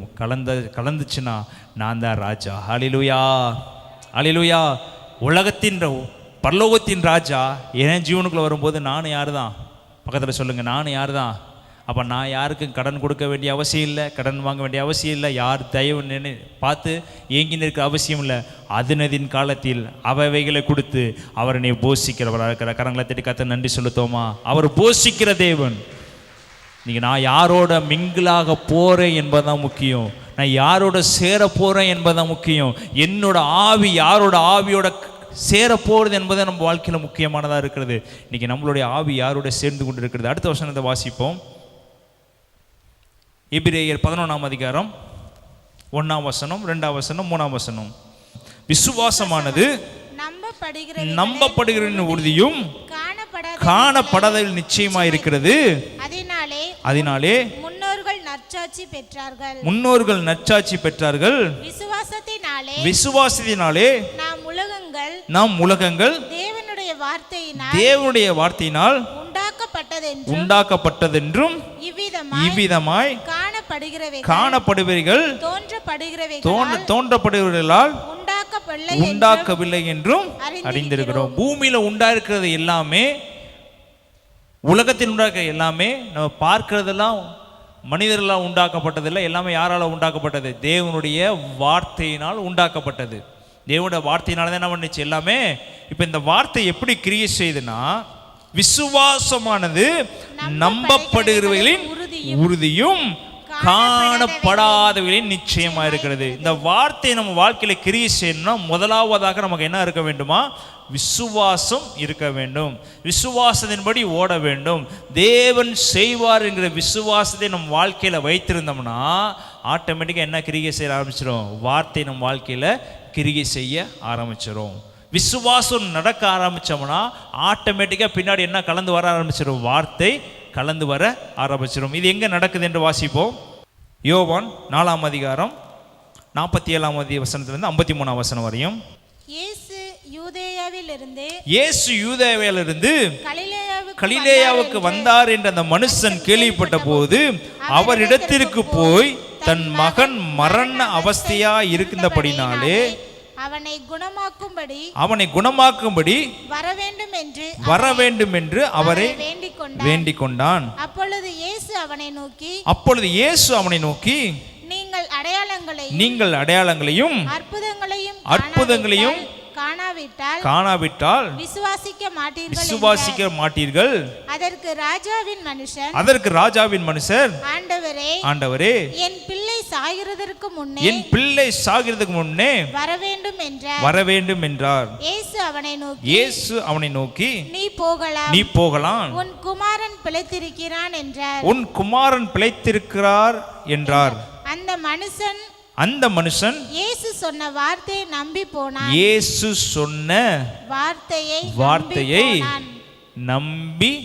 போனான். இப்ப எதை நம்பி நம்ம போகணும் சொல்லுங்க? எதை நம்பி போகணும்? இயேசு சொன்ன வார்த்தையை நம்பி போனான். இப்போ வந்ததுக்குரிய நோக்கம் என்ன சொல்லுங்க? 40 இயேசு யூதேயாவிலிருந்து கலிலேயாவுக்கு வந்தார் என்ற அந்த மனுஷர் கேள்விப்பட்ட போது அவரிடத்திற்கு போய் தன் மகன் மரண அவஸ்தையா இருந்தபடினாலே அவனை குணமாக்கும்படிக்கு வர வேண்டும் என்று அவரை வேண்டிக் கொண்டார். தன் மகன் மரண அவஸ்தையோடு இருக்கிறான், தன் மகன் சாக போகிறான், தன்னுடைய மகனுடைய வாழ்க்கை முடிய போகிறது என்பதற்காக தன்னுடைய தகப்பன் ராஜாவானவன் என்ன பண்ணுகிறான்? இயேசுவை தேடி ஓடி வருகிறான். இயேசுவிடத்தில் வந்த உடனே கேட்ட கேள்வி, என் வீட்டிற்கு வந்து என்னவாக்க வேண்டும்? சுகமாக்க வேண்டும் என்று கேட்கிறாரு. அது 49ஆம் வசனம் வாசிக்கிறேன். அதற்கு ராஜாவின் மனுஷர், ஆண்டவரே என் பிள்ளை சாகிறதுக்கு முன்னே, என் பிள்ளை சாக போவதற்கு முன்னே எங்க வர வேண்டும்? என் வீட்டுக்கு வர வேண்டும் என்று என்ன பண்ணுகிறான்? சொல்லுங்க, வர வேண்டும் என்று என்றான்.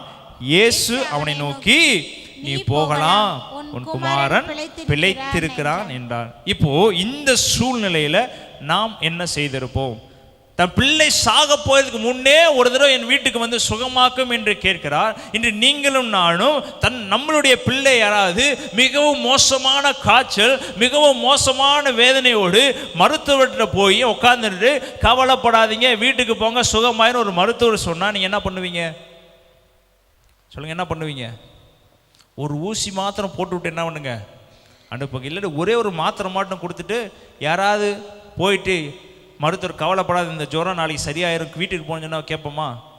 இப்போ மனிதர்களாக இருக்க நாம இப்படி இருக்கும்போது மரண அவசியோடு தன் மகன் இருக்கிறான். அந்த ராஜா வந்து கேட்கிறாரு, என் மகன் சாக போகிறான், சீக்கிரம் வந்து என்ன பண்ணு ஆண்டவரே, நீ சுகமாக்கிய மகன் சொல்லும்போது அவர் சொல்ற ஒரே ஒரு வார்த்தை, இயேசு அவனை நோக்கி ஒரே ஒரு வார்த்தை என்ன சொன்னாரு? நீ போகலாம், உன் குமாரன் பிழைத்திருக்கிறான் என்றார். இப்போ நீங்க விசுவாசியா, அவன் விசுவாசியா? சொல்லுங்க. இப்ப நம்மளுடைய நிலைமை எப்படி இருக்கிறது? இயேசு நடந்து போறாரு, அவன் கேட்கிறான் பிள்ளை சுகமாக்குன்னு. அவர் சொல்ற நீ போகலாம், உன் பிள்ளை என்ன இருக்குது? நம்ம குழந்தைய அப்படி விட்டுட்டு வந்துடுவோமா? சொல்லுங்க. டாக்டர்கிட்ட ஓடி போகிறோம், என் பிள்ளை வீட்டில் ரொம்ப மோசமாக படுத்துருக்கிறான், தயவு செய்து ஒரு ஊசி போட்டுட்டு போங்க அப்படின்னு கெஞ்சிரும். அவர் அசால்ட்டா போகலாம், வீட்டுக்கு போ, சுகமாயிருவேன், வீட்டுக்கு போன்னு சொன்னால் விட்டுட்டு வருவோமா? அடுத்த நிமிஷம் ஒரு கம்ப்ளைண்ட் எழுதி என்ன பண்ணிடுவோம், கொடுத்துருவோம். ஆனால் இந்த மனுஷன் என்ன பண்ண தெரியுங்களா? நீ போகலாம், உன் குமாரன் பிழைத்திருக்கிறான் என்றார். அந்த மனுஷன், கரங்களை தட்டி சொல்லுவோமா? அந்த மனுஷன், கரங்களை உற்சாகமா தட்டுமா? அந்த மனுஷன் சொல்லுங்க, இயேசு சொன்ன வார்த்தையை பரக்கத்துல சொல்லுங்க, இயேசு சொன்ன வார்த்தையை நம்பி போனா. இன்னைக்கு நம்பி வந்திருக்கிற உங்களுக்கு அவர் கைவிடாத தேவனா இருக்கிறார். ஹல்லேலூயா, ஹல்லேலூயா. நம்ம வாழ்க்கை எப்படி மாற வேண்டும் என்று பேசிக் கொண்டிருக்கிறேன். அவர் வார்த்தையை சொல்லிட்டாருன்னா அவர் நிறைவேற்றி முடிக்கிற அளவுக்கு உங்களை கைவிடாத தேவனா இருக்கிறாரு. ஆனால் நம்பி நடப்பதும் நம்பி நடக்காமல் இருப்பதும் நீங்களும் நான் எடுக்கிற டிசிஷன். ஆண்டவர் உன் வாழ்க்கையில் அற்புதம் செய்ய வேண்டும் என்றால், ஆண்டவர் இயேசு கிறிஸ்து வாழ்க்கையில பெரிய காரியங்களை செய்ய வேண்டும் என்றால், நீங்க நினைக்கிற எல்லா காரியத்தையும் அவர் செய்து முடிக்க வேண்டும் என்று நீங்க நினைச்சீங்கன்னா, அவருடைய நம்பி அவருடைய வார்த்தைக்கு கீழ்ப்படிந்தா அவர் எல்லாவற்றையும் செய்து முடிக்கிறவர் இருக்காரு. ஏனென்றால் அந்த நாட்களில் ஏன் அற்புதமும் அதிசயமும் சுவிசேஷமும் மிகவும் விரைவாக பரவி சென்றது என்றால், அன்னைக்கு இருந்தவங்க எல்லாருமே இயேசுவை நம்பினார்கள். இயேசுவுக்கு பின்னாடி வந்த சீஷர்கள் சொல்வதை அந்த ஜனங்கள் நம்பினார்கள். அன்னைக்கு சுவிசேஷம் வேகமாக உலகம் முழுவதும் பரவினது. இன்று என்ன காரியத்தை சொன்னாலும், இத்தனை ஆண்டு காலங்கள் வேதத்தை நம்ம வைத்திருந்தாலும், ஆண்டவர் உங்களுக்கு அற்புதம் செய்வார் என்று சொன்னா, இன்னைக்கு எத்தனை பேர் நம்பி இந்த இடத்த விட்டு வெளியே போறீங்க? யாருமே நம்பி போக மாட்டோம். எல்லாரும் இயேசுவை பத்தி தெரிஞ்சிருக்கும், எல்லா பரலோக தேவனை பத்தி தெரியும், அற்புதம் செய்வார்னு தெரியும். எத்தனை பேர் நம்பி இன்னைக்கு இந்த வசனத்தை நான் கர்த்தர் சொல்லியிருக்கிறாரு, நிறைவேற்றி முடிப்பார் நம்பி எத்தனை பேர் வெளியே போறோம்? பக்கத்தை சொல்லுங்க, இன்னிலிருந்து நம்பி நடக்க பழக போறேன், ஆண்டவருடைய வாழ்க்கையை உயர்த்த போறார். ஹல்லேலூயா. அவனை விட பெரிய காரியங்கள் நம்ம வாழ்க்கையில் நடக்கலைங்க. தன் மகனை தூக்கி போட்டு வந்து கெஞ்சுறாரு. என்ன கெஞ்சுறாரு? என் மகன் சாகிறதுக்கு முன்னாடி வீட்டுக்கு வாங்க ஆண்டவரே, என் மகன் என்ன பண்ணிடுவான், எத்தனை மகன் இருந்தான்னு தெரியல, ஆனால் விட்டுட்டு வர்றான். அந்த இடத்துல இருந்து விட்டுட்டு என்ன பண்ணுறான், இங்கே வந்து கேட்குறான். அவர் அசால்ட்டாக சொல்கிறாரு. என்ன சொல்கிறாரு? ஒன்று சொல்லுங்க, வீட்டுக்கு. அதுதாங்க வார்த்தையில் இருக்க வல்லமை. அந்த வார்த்தை அவனுக்குள்ள ஜீவனை உண்டு பண்ணது. ஹல்லேலூயா, ஹல்லேலூயா. எங்கேயோ இருக்கிற மகனுக்கு இந்த வார்த்தை ஜீவனை உண்டு பண்ணும் என்றால், கர்த்தருடைய வார்த்தையில் நடக்கிற நமக்கு ஏன் இன்னும் ஜீவன் உண்டாகவில்லை? பக்கத்தில் சொல்லுங்க, ஆண்டவர் எனக்குள்ள ஜீவனா இருக்கிறாரு. இயேசு கிறிஸ்து வாழ்க்கையில் ஜீவனா இருக்கிறாரு. இனி நான் எரிந்து பிரகாசிக்கிற விளக்கா இருக்க போறேன். ஹல்லேலூயா. கரங்களை தட்டி கர்த்தர் நன்றி செலுத்துவோமா? அவர் நம்மளை எரிந்து பிரகாசிக்கப்படுகிற தேவனா இருக்கிறாரு. அவர் நம்மளை உயிர்ப்பிக்கிற தேவனா இருக்கிறார். நம்ம சோர்ந்து போன ஒவ்வொரு நேரத்தில் அவர் நம்ம உயிர்ப்பிக்கிறாரு. உயிர்ப்பிச்சு என்ன பண்றாரு? எழுப்புறாரு. ஆனால் இது எல்லாம் கெடுத்துக்கொள்வது என்னன்னா, நம்ம நம்பாமல் உட்கார்ந்துருக்கிறோம். இயேசு அப்பான்னு எல்லாம் தெரிஞ்சும் அவர் மேலே ஒரு நம்பிக்கையை வைக்க வேண்டும். செய்வார், காரியம் மாறுதலானாலும் அவர் செய்வார். ஒரு இல்லை தானியேல் நினச்சிருந்தாருன்னா கடைசி வரையும் நம்பி உட்காந்துருந்தார், கடைசி நிமிஷம் வரையும் நம்பி இருந்திருக்கலாம். தூக்கி உள்ளே ஓடும்போது நினச்சிருக்கலாம்ல, அவர் இவ்வளோ நம்பினே கைவிட்டுட்டே நினச்சிருக்கலாம்ல. அவன் உள்ளே போயும் கர்த்தரை நம்பி ஆராய்ச்சி கொண்டு இருந்தான். கர்த்தர் அவனை வெளியே கொண்டு வந்தார். ஹல்லேலூயா, ஹல்லேலூயா. சாத்ராக் மேஷாக் ஆபேத்நேகோ தூக்கிட்டு நெருப்பில் தூக்கிட்டு போகும்போது ஒரே நம்பிக்கை இழந்திருந்தாங்கன்னா பஸ்பமாக போயிருப்பாங்க. அவங்க தூக்கி நெருப்புகளை தூக்கி போட்டாலும் கர்த்தர் மேல நம்பிக்கையாக இருப்பேன், அவர் என்னை உயிர்ப்பிப்பார் என்ற அவன் விசுவாசத்தோடு நம்பிக்கை வச்சிருந்தான். 4வது நபராய ஆண்டவராகிய கர்த்தர் அவர்களோடு கூட நடந்து போனார். கரங்களை தட்டி கர்த்தர் நன்றி செலுத்துவோமா? நீங்கள் அப்பேற்பட்ட நம்பிக்கையை வாழ்க்கையில் வச்சுருந்தீங்கன்னா, அப்பேற்பட்ட விசுவாசத்தை உன் வாழ்க்கையில் வச்சுருந்தீங்கன்னா, கர்த்தர் உன் வீட்டில் 4வது நபராக உங்களோடு கூட இருந்து உங்களுக்கு வலப்புறமாக, உங்களுக்கு இடப்புறமாக, உங்கள் முன்னாடி உங்கள் பின்னாடி இருந்து உன்னை அவர் பாதுகாக்கிற தேவனாக இருக்கிறார். ஹல்லேலூயா, ஹல்லேலூயா.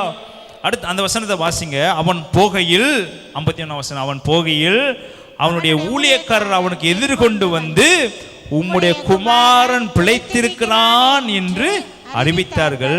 அதை விட முக்கியமானது வாசிங்க. அப்பொழுது எந்த மணி நேரத்தில் அவனுக்கு குணமாயிற்று என்று அவர்களிடத்தில் விசாரித்தான். அப்பொழுது அவர்கள் நேற்று 7ஆம் மணி நேரத்தில் ஜுரம் அவனை விட்டது என்றார்கள்.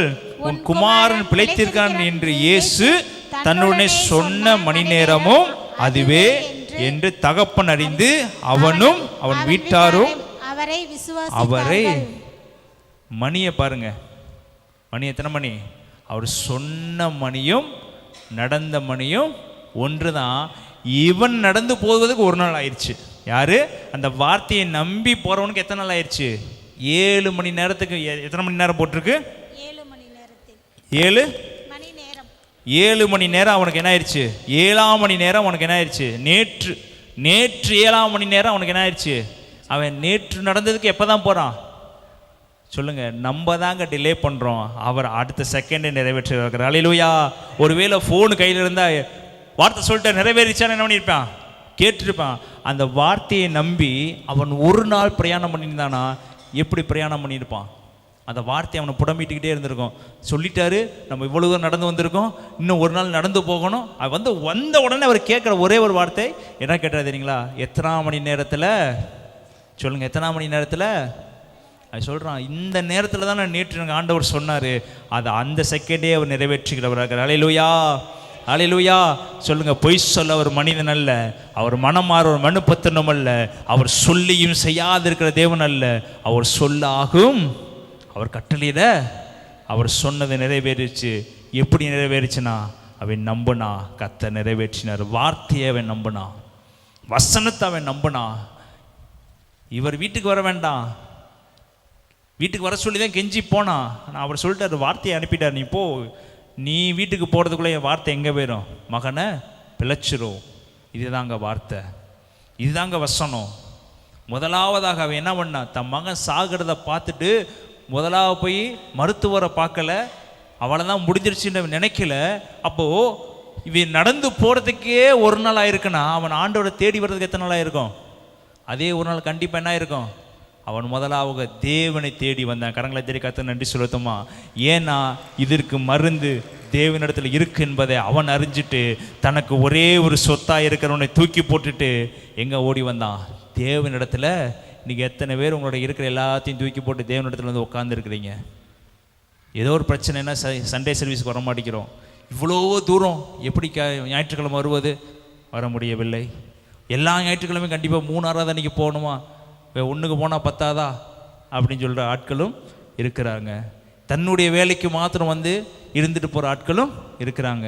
இப்படி இருக்கும்போது இவனுக்கு மட்டும் ஏன் நடந்துச்சுன்னா, இவன் கர்த்தர் மேலே விசுவாசத்தையும் வார்த்தையும் உறுதியாய் பற்றியிருந்தான். நீங்கள் உறுதியாக கர்த்தருடைய வசனத்தை பற்றி இருந்தீங்கன்னா உன் வாழ்க்கை எரிகிற பிரகாசமாக இருக்கும். அமேன், அமேன். ஒரு நாள் பிரயாணப்பட்டு வருகிறான், வார்த்தை வருகிறது. ஒரு நாள் பிரயாணப்பட்டு போகிறான், வார்த்தை என்ன பண்ணிடுது? நிறைவேறுகிறது. இவனுக்கு பிரயாண அலைச்சல். ஆனால் யாரை தேடி போனானா? அற்புதம் செய்கிற தேவனை தேடி போனான். இன்றைக்கி நாம் யாரை தேடி போய் உட்காந்துருக்குறோம்? தேவனை தேடி வந்திருக்கிறோம், தேவனை தேடி ஓடி வந்திருக்கிறோம், தேவனை தேடி சபைக்கு உட்காந்துருக்கோம். தேவன் உனக்குள்ள இருக்கிறாரா? தேவன் உன்னுடைய இருதயத்துக்குள்ள இருக்கிறாரா? அவருடைய வார்த்தை உனக்குள்ள இருக்கிறதா?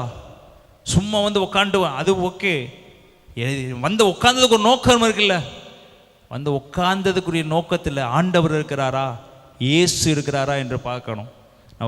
அதுக்கு நீங்கள் வராமே இருந்துடலாம்.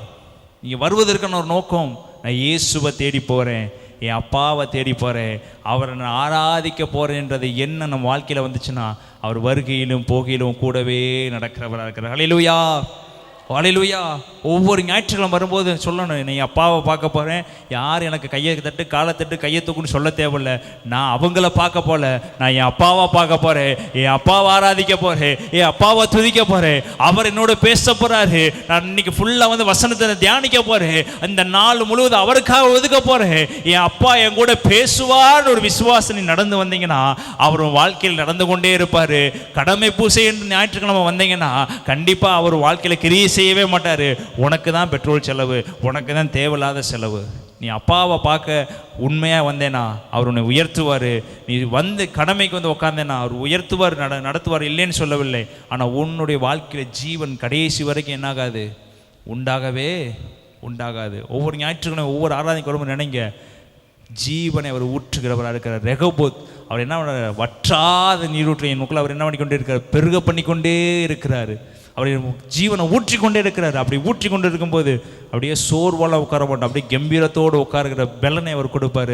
அவருக்குள்ளே இருக்கும்போது ஆட்டோமேட்டிக்காக ஒரு பலன் உண்டாகும், ஆண்டவருக்குள்ள நடக்கும்போது ஆட்டோமேட்டிக்காக ஒரு பலன் உண்டாகும். அதுதான் ஜீவ ஊற்று. ஹல்லேலூயா, ஹல்லேலூயா. இப்போ பக்கத்தில் சொல்லுங்க, அந்த ராஜா கர்த்தர் சொன்ன வார்த்தையை நம்பி, பக்கத்தில் சொல்லுங்க, நீ நம்பி நடக்க ஆரம்பிங்க, கர்த்தருடைய வார்த்தையை நம்பி ஓட ஆரம்பிங்க, கர்த்தருடைய வார்த்தையை நம்பி பேச ஆரம்பிங்க. கர்த்தர் நம் வாழ்க்கையில் பெரிய காரியங்களை செய்கிறவராக இருக்கிறார். இன்னொரு வசனத்தை கூட வாசிப்போம். யோவான் 8:51 ஒருவன் என் வார்த்தையை கைக்கொண்டால் அவன் என்றென்றைக்கு மரணத்தை காண்பதில்லை என்று மெய்யாகவே உங்களுக்கு சொல்லுகிறேன். ஹல்லேலூயா, ஹல்லேலூயா. ஒருவன் என் வார்த்தையை கை கொண்டால், மரணம் என்பது உலக ரீதியான மரணம் அல்ல, நம்ம ஆத்மா பலவீனம் இல்லாமல் இருக்கிற மரணத்தை கொடுத்து எழுதப்பட்டிருக்கிறது. நீங்கள் தேவனுடைய வார்த்தையை கை கொண்டீங்கன்னா உங்களுடைய ஆத்மா, உங்களுடைய ஆன்மா எப்பொழுதுமே புத்துணர்ச்சியோடு எரிந்து கொண்டே இருக்கும். உன்னுடைய ஆத்மா மரணத்தை எப்பொழுதுமே காணாது. கரங்களை தட்டி கர்த்தர் நன்றி சொல்லுவோமா? நல்ல வேளை, உடல் வேணா மரணத்தை காணலாம், ஆனால் உன்னுடைய ஆத்மாவு, உன்னுடைய ஜீவனும் கர்த்தருடைய வார்த்தையை கை கொண்டேன்னா அது எரிஞ்சு கொண்டே இருக்கும். ஒரு நாள் அது என்ன, மரணத்தையே காணாது. ஹல்லேலூயா, ஹல்லேலூயா. இன்னொரு வசனத்தை வாசிக்கலாம். லூக்கா 6:45-49 வாசிங்க. அதுக்கு நல்ல மனுஷன் தன் இருதயமாகிய நல்ல பொக்கிஷத்தில் இருந்து நல்லதை எடுத்து காட்டுகிறான். பொல்லாத மனுஷன் தன் இருதயமாகிய பொல்லாத பொக்கிஷத்தில் இருந்து பொல்லாததை எடுத்து காட்டுகிறான். இருதயத்தின் நிறைவினால் அவனவன் பக்கத்தில் சொல்லுங்க, இருதயத்தின் நிறைவு என்ன இருக்கிறதோ அதுதான் வாயில் என்ன ஆகும், பேசும். உன்னுடைய இருதயத்தின் நிறைவுள்ள வார்த்தையும் வசனமும் இருந்துச்சுன்னா உன் வாய் எப்பொழுதும் வசனத்தை மாத்திரதான் பேசும். ஹல்லேலூயா, ஹல்லேலூயா, ஹல்லேலூயா. பொல்லாத மனுஷன் பொல்லாதவைகளை பேசுவான், ஆனால் ஆவியில் நிறைந்து ரட்சிக்கப்பட்ட என்று சொல்லுகிறவங்க, ஞானஸ்நானம் எடுத்து என்று சொல்லுவங்க, எப்பொழுதுமே வேதத்தை கையில் வைத்துக்கொண்டு பக்திமான் என்று காட்டுகிறவர்கள் தன் இருதயம் எப்படியா இருக்க வேண்டும் என்றால் வசனத்தின்படியும் வசன சிந்தையின்படியும் இருக்கும்போது வெளியே வருகிற வார்த்தையும் எப்படிப்பட்டதாக இருக்கும் சொல்லுங்க, எப்படிப்பட்டதாக இருக்கும்? ஜீவன் உள்ளதாக இருக்கும். ஹல்லேலூயா, ஹல்லேலூயா. சொல்ல எழுதப்பட்டிருக்கிறது, பொல்லாத மனுஷன் தன் இருதயமாகிய பொல்லாத பொக்கிஷத்திலிருந்து பொல்லாத எடுத்து காட்டுகிறான். இருதயத்தின் நிறைவினால் அவனவன் வாய் பேசும். என்னை ஆண்டவரே ஆண்டவரே என்று நீங்கள் சொல்லியும் நான் சொல்லுகிறபடி நீங்கள் செய்யாமல் போகிறது என்ன? சொல்லுங்க. இப்போ எல்லாருமே யாரை சொல்கிறோம்? ஆண்டவரே, இரட்சகரே, இயேசுவே, பிதாவேன்னு சொல்கிறோம். எல்லாமே என்ன பண்ணுறோம்?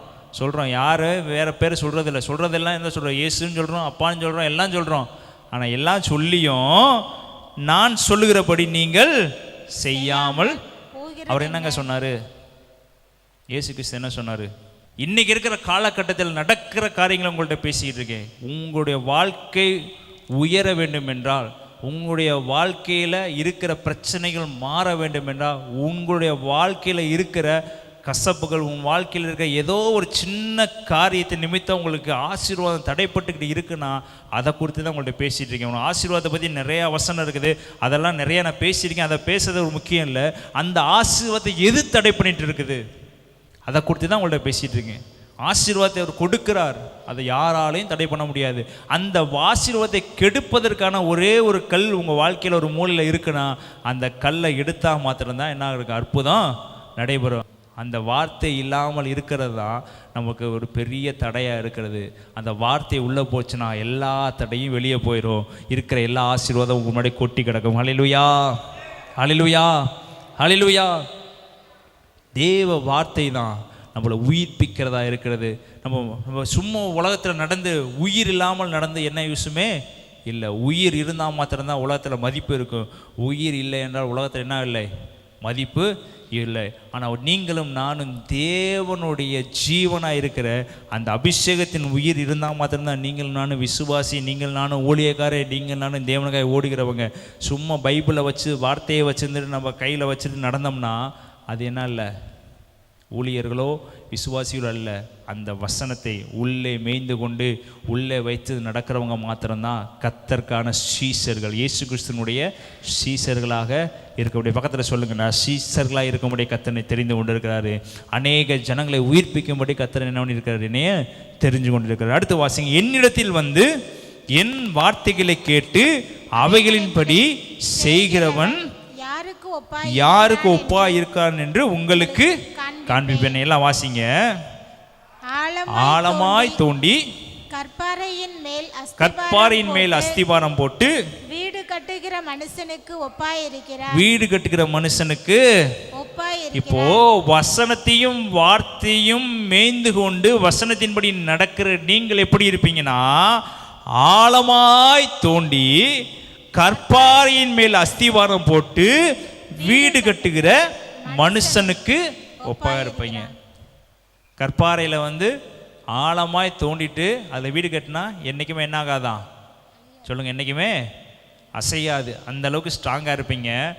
பெருவெள்ளம் வந்து நீரோட்டம் அந்த வீட்டின் மேல் மோதியும் அதை அசைக்க கூடாமல் போயிற்று. அதாவது ஆழமாய் தோண்டி கற்பாறையின் மேல் அஸ்திபாரம் போட்டு வீடு கட்டுகிற மனுஷனுக்கு ஒப்பாய் இருக்கிறான். அங்கே பெருவெள்ளம் வந்தாலும் சரி, நீரோட்டம் அந்த வீட்டின் மேல் மோதினாலும் சரி, அதை அசைக்க கூடாமல் போயிற்று.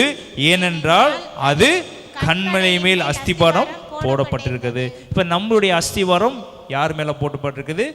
ஆண்டவராய் இயேசு கிறிஸ்துவின் மேல் போடப்பட்டிருக்கிறது. ஆண்டவராய் இயேசு கிறிஸ்துவின் மேல் நம்மளுடைய அஸ்திவாரம் போடப்பட்டிருக்கும் போது, அந்த வார்த்தையின் மேல் நம்ம அஸ்திவாரம் போடப்பட்டிருக்கும் போது, நம்முடைய வாழ்க்கையில் பெருங்காற்று வந்தாலும் சரி, பெரிய நீரோட்டம் வந்தாலும் சரி, பெரிய வெள்ளம் வந்தாலும் சரி, எது வந்தாலும் சரி, நம்ம என்ன பண்ண முடியாதான்? அசைக்க முடியாதான். ஏன்னா எங்கே கட்டப்பட்ட வீடு? கற்பாறையின் மேலே, கண்மலையின் மேலே கட்டப்பட்ட வீடு. இப்போ பக்கத்தில் கொஞ்சம் கையை கொடுத்துட்டு இந்த வசனத்தை வாசிங்க. பக்கத்தில் கையை கொடுத்துட்டு இந்த வசனத்தை வாசிங்க. அடுத்த வசனம், என் வார்த்தையை கேட்டும் அவைகளின்படி செய்யாதவனோ. சொல்லுங்க, என் வார்த்தையின்படி கேட்டும், என் வார்த்தைகளை கேட்டும் அவைகளின்படி செய்யாதவன் எவனோ அஸ்திபாரம் இல்லாமல் மண்ணின் மேல் வீடு கட்டினவனுக்கு ஒப்பாய் இருக்கிறான். நீரோட்டம் அதன் மேல் மோதினவுடனே அது விழுந்தது, விழுந்து முழுவதும் அழிந்தது. சரி, இப்போ எல்லாருமே யார் வார்த்தை கேட்க வந்திருக்கிறீங்க? யார் வார்த்தை கேட்க வந்திருக்கீங்க? இயேசுனுடைய வார்த்தையை கேட்க வந்திருக்கிறீங்க. அதான் எழுதப்பட்டிருக்கு, என் வார்த்தையை கேட்டும். சொல்லுங்க, என் வார்த்தையை எல்லாருக்கும் பிரசங்கிக்கப்படுகிறது. யாருடைய வார்த்தை பிரசங்கமாகிறது? இயேசுனுடைய வார்த்தை பிரசங்கமாகிறது. இப்போ அஸ்திவாரம் போட்டு கண்மலையில் கட்டுகிறதும் இந்த வார்த்தை தான். அதே வார்த்தை கேட்டும் அதை கிரியை செய்யாமல் செயல்படாமல் நம்ம மனதில் வச்சிருந்தா எப்படிப்பட்ட கட்டிடமாக மாறிடுமா? அஸ்திவாரம் இல்லாத கட்டிடமாய் மாறி மழையும் வெயிலும் புயலும் வந்து அது என்ன பண்ணிடுமா? சொல்லுங்க சொல்லுங்க, அழிஞ்சு. இப்போ கண்மலையின் மேல் கட்டப்படுவதும் அஸ்திவாரம் இல்லாமல் கட்டப்படுவதும் எங்கே இருக்குன்னா, வார்த்தையை கேட்டு நடக்கிறவனுக்கு கண்மலை, வார்த்தையை கேட்டு நடக்காதவனுக்கு அஸ்திவாரம் இல்லாத கட்டணம் கட்டப்படும். அப்போது வார்த்தையை ரெண்டு பேருமே கேட்குறாங்க, வார்த்தையின்படி ரெண்டு பேருமே கீழ்ப்படுகிறாங்க. வார்த்தையை கேட்டு அந்த வார்த்தையின்படி நடக்கிறவனுக்கு கண்மலை, வார்த்தையை கேட்டு அந்த வார்த்தையை இங்கே ஆலயத்தில் விட்டுட்டு போகிறவனுக்கு என்னது? சொல்லுங்க, இப்போ பக்கத்தில் சொல்லுங்க. என் வீடு எவ்வளோ புயல் வந்தாலும் அசையாது, என் வீடு எவ்வளோ பிரச்சனை வந்தாலும் அசையாது, என் வீடு எவ்வளோ நோய் வந்தாலும் அழியாது. ஏன்னா என் வீட்டை ஆண்டவர் கண்மலையின் மேலே கட்டியிருக்காரு. கரங்களை தட்டி கட்டுறது நன்றி சொல்லுத்தோமா. இப்போ வசனத்தின் நடக்கிற நீங்கள் எல்லாருமே, வார்த்தையில் நடக்கிற எல்லாருமே எங்கே கட்டப்பட்டிருக்கிறீங்க? சொல்லுங்க. என் வீட்டை கத்தர் கண்மலையில் நல்ல அஸ்திவாரத்தை போட்டு நல்லா ஜெபம் பண்ணி நல்ல வார்த்தையை கேட்க பண்ணி நல்லா அவர் என்ன பண்ணியிருக்கிறார்? ஒவ்வொரு நாளும் ஒவ்வொரு வாரமும் நல்ல புடமிடப்பட்டு என்னை எப்படி பண்ணிட்டாரா? கண்மலையில் நல்ல அஸ்திவாரத்தை நோண்டி இருக்கிறாரா? எப்படி நோண்டி இருக்கிறாரா? கண்மலையில் கட்டினாவே எதுவும் நடக்காது. அவர் அந்த கண்மலையில் எப்படி போடுறாரா? பெரிய அஸ்திவாரத்தை போட்டு என் வீட்டை என்ன பண்ணிட்டாரு? கட்டிட்டாரு. அதே மாதிரி தான் கத்தர் என்னை கட்டி எழுப்பி உயரே நிறுத்தியிருக்கிறார். ஹல்லேலூயா. கரங்களை தட்டி கண்ணாண்டு சொல்லுத்தோமா. ரெண்டு விதமாக மாறுவதும் நம்ம கையில் தான் இருக்கிறது.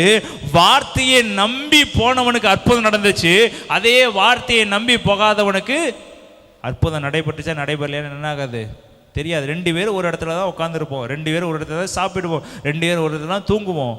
ஆனால் அஸ்திபாரத்தை போடுறது போடாது யார்கிட்ட இருக்குன்னா என்னுடைய விசுவாசத்தில் இருக்குது. பக்கத்தில் சொல்லுங்கள். அஸ்திபாரம் உள்ள உண்டாகிறதும் உள்ள உண்டாகாதும் என்னுடைய விசுவாசத்தில் தான் இருக்கிறது. அமேன் அமேன். இப்போ அந்த அடுத்த அதிகாரத்தை வாசிங்க. 7ஆம் அதிகாரம் 1ஆம் வசனம். அவர் தம்முடைய வார்த்தைகளை எல்லாம் ஜனங்களுடைய காதுகள் கேட்கும்படி சொல்லி முடித்த பின்பு கப்பர்நாகுமுக்கு போனார். இப்போ மேல வார்த்தையோட விரிவாக்கத்தை சொல்லிட்டு வர்றார். 6ஆம் அதிகாரம் கடைசியில வார்த்தை எப்படிப்பட்டது, அந்த வார்த்தை உள்ள போன என்ன நடக்கும், அஸ்திவாரம் நடக்கும், உள்ள போகல என்ன நடக்கும்னு சொல்லிட்டு வந்துட்டு இந்த வார்த்தைகள் எல்லாவற்றையும் பேசி முடிச்சுட்டு எங்க போறாரு? கப்பர்நாகுமுக்கு. காதுகள் கேட்க எப்படி சொல்லியிருக்காராம்? அவர் தம்முடைய வார்த்தைகள் எல்லாம் ஜனங்களுடைய எல்லா காதுகளும் கேட்குதான்னு அவர் பார்த்துருக்கிறாரு. எல்லா காதுகளும் கேட்க அவர் என்ன பண்ணிட்டாரு? சொல்லிட்டு கப்பர்நாகுமுக்கு போனார். அங்கே 100க்கு அதிபதியாக ஒருவனுக்கு பிரியமான வேலைக்காரன் வியாதிப்பட்டு மரண அவஸ்தையா இருந்தான். அவன் இயேசுவை குறித்து கேள்விப்பட்ட போது அவர் வந்து தன் வேலைக்காரனை குணமாக்க வேண்டும் என்று அவரை வேண்டிக் கொள்ளும்படி யூதருடைய மூப்பரை அவரிடத்தில் அனுப்பினான். அவர்கள் இயேசுவினிடத்தில் வந்து அவரை கருத்தாய் வேண்டிக் கொண்டு, நீர் இந்த தயவு செய்கிறதற்கு அவன் பாத்திரனாய் இருக்கிறான். நான் உம்மிடத்தில் வரவும் என்னை பாத்திரனாக எண்ணவில்லை, ஒரு வார்த்தை மாத்திரம் சொல்லும், அப்பொழுது என் வேலைக்காரன் சொஸ்தமாவான் என்றார். இந்த 100க்கு அதிபதிக்கு இந்த வார்த்தை போயிருக்கிறது. ஆண்டவர் அற்புதம் செய்கிறார், இயேசு கிறிஸ்து அற்புதம் செய்கிறார் என்ற வார்த்தை எல்லாம் கேள்விப்பட்ட 100க்கு அதிபதி தன்னுடைய வேலைக்காரன் மரண அவஸ்தையாக இருக்கிறான், தன்னுடைய வேலைக்காரன் வியாதியாக இருக்கிறான்னு தெரிஞ்ச உடனே தன்னுடைய மூப்பர்களை அனுப்புகிறார். இயேசு கிட்ட அனுப்பி, அவர் வர வேண்டாம், அவர் ஒரு வார்த்தையை மாத்திரம் அனுப்புனா போதும், என் வேலைக்காரன் சுஸ்தமாயிருவான். ஏன்னா நான் அவரை பார்ப்பதற்கு நான் தகுதியானவன் அல்ல, எனக்கு போன்னு சொன்னால் போகிறதுக்கு ஆள் இருக்குது, வான்னு சொல்கிறா வர்றதுக்கு ஆள் இருக்குது. ஆனால் பிதாவாகிய இயேசு கிறிஸ்து என் வீட்டுக்குள்ளே பிரவேசிக்க நான் பார்த்திருந்தல்ல, அந்த வார்த்தை மாத்திரம் வந்தால் போதும் என் வேலைக்காரன் சுஸ்தமாவான் என்ற விசுவாசம் அந்த 100க்கு அதிபதிக்கு இருந்தது. அவர் வர தேவையில்ல, அவர் பெரியவர், அவர் வீட்டுக்குள்ளே வர்றதுக்கு நான் பார்த்திருந்தல்ல, அவரோட வார்த்தை மாத்திரம் இருந்தால் போதும். ஆனால் அந்த தேவன் நமக்கு பக்கத்தில் வந்து உட்காந்துருக்கிறாரு, அந்த தேவன் நம்முடைய வீட்டுக்குள்ளே வந்து உட்காந்துருக்கிறாரு. அவருடைய வார்த்தையோ நம்ம இருதயத்தில் இல்லை. அவர் நம்மளோடு இருக்கிறாரு, அவர் நம்மளோட உட்காந்துருக்கிறாரு, அவர் நம்மளோட பேசுகிறாரு. ஆனால் அவரோட வார்த்தை நமக்குள்ளே இருக்கிறதா? அவன் சொல்லுகிறான் 100க்கு அதிபதி, அவர் எனக்கு வர வேண்டிய அவசியம் இல்லை, அவர் வருவதுக்கு நான் பார்த்திருந்தேன்ல, அவர் இங்கே வர்றதுக்கு நான் பார்த்திருந்தேன்ல, அவர் வார்த்தை வந்தால் போதும் அப்படின்னு அவனோட விசுவாசம் அப்படி. ஆனால் அவர் வந்து நம்ம வீட்டுக்குள்ளே உட்காந்துருக்கிறாரு. அதுக்கு பாத்திரமான நம்ம இருக்கிறோமா? நம்மளோட அவர் உட்கார்ந்துருக்கார், நம்மளோட சாப்பிட்றாரு, நம்மளோட தூங்குறாரு, எப்பொழுதுமே அவர் நம்மளோட வந்து ஏதோ ஒரு காரியத்தை சொல்லி கொடுத்துட்டே இருக்கிறாரு. ஆனால் அவர் எதிர்பார்க்குற வார்த்தை, அவர் எதிர்பார்க்குற காரியம் நம் வாழ்க்கையில் இருக்கிறதா? பக்கத்தில் சொல்லுங்கள், இனி என் வாழ்க்கையில் இருக்க போகிறது, இனி என் வாழ்க்கையில் அந்த வார்த்தை கிரியை செய்ய போகிறது. ஹல்லேலூயா, ஹல்லேலூயா, ஹல்லேலூயா. மலையின் மேலே ஏறி பிரசங்கம் பண்ணுகிறார் இயேசு. 3 நாட்கள் உட்காந்துருக்குறாங்களாம். வார்த்தையை கேட்டு எத்தனை நாள் உட்காந்துருக்குறாங்க?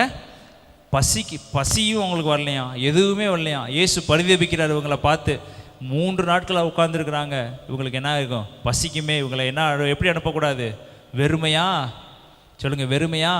அப்போது அவருடைய வார்த்தையை கேட்டிங்கன்னா உங்களை அவர் வெறுமையாகவே அனுப்ப மாட்டார். பக்கத்தில் சொல்லுங்கள், அவர் வார்த்தையை கேட்டு நடந்தீங்கன்னா உன் வாழ்க்கையில் வெறுமை இல்லை. பக்கத்தில் கை கொடுத்து சொல்லுங்கள், வாழ்க்கை வெறுமை இல்லை. ஆனால் வார்த்தையை கேட்காம இருந்தீங்கன்னா என்னதான் உண்டாகும்?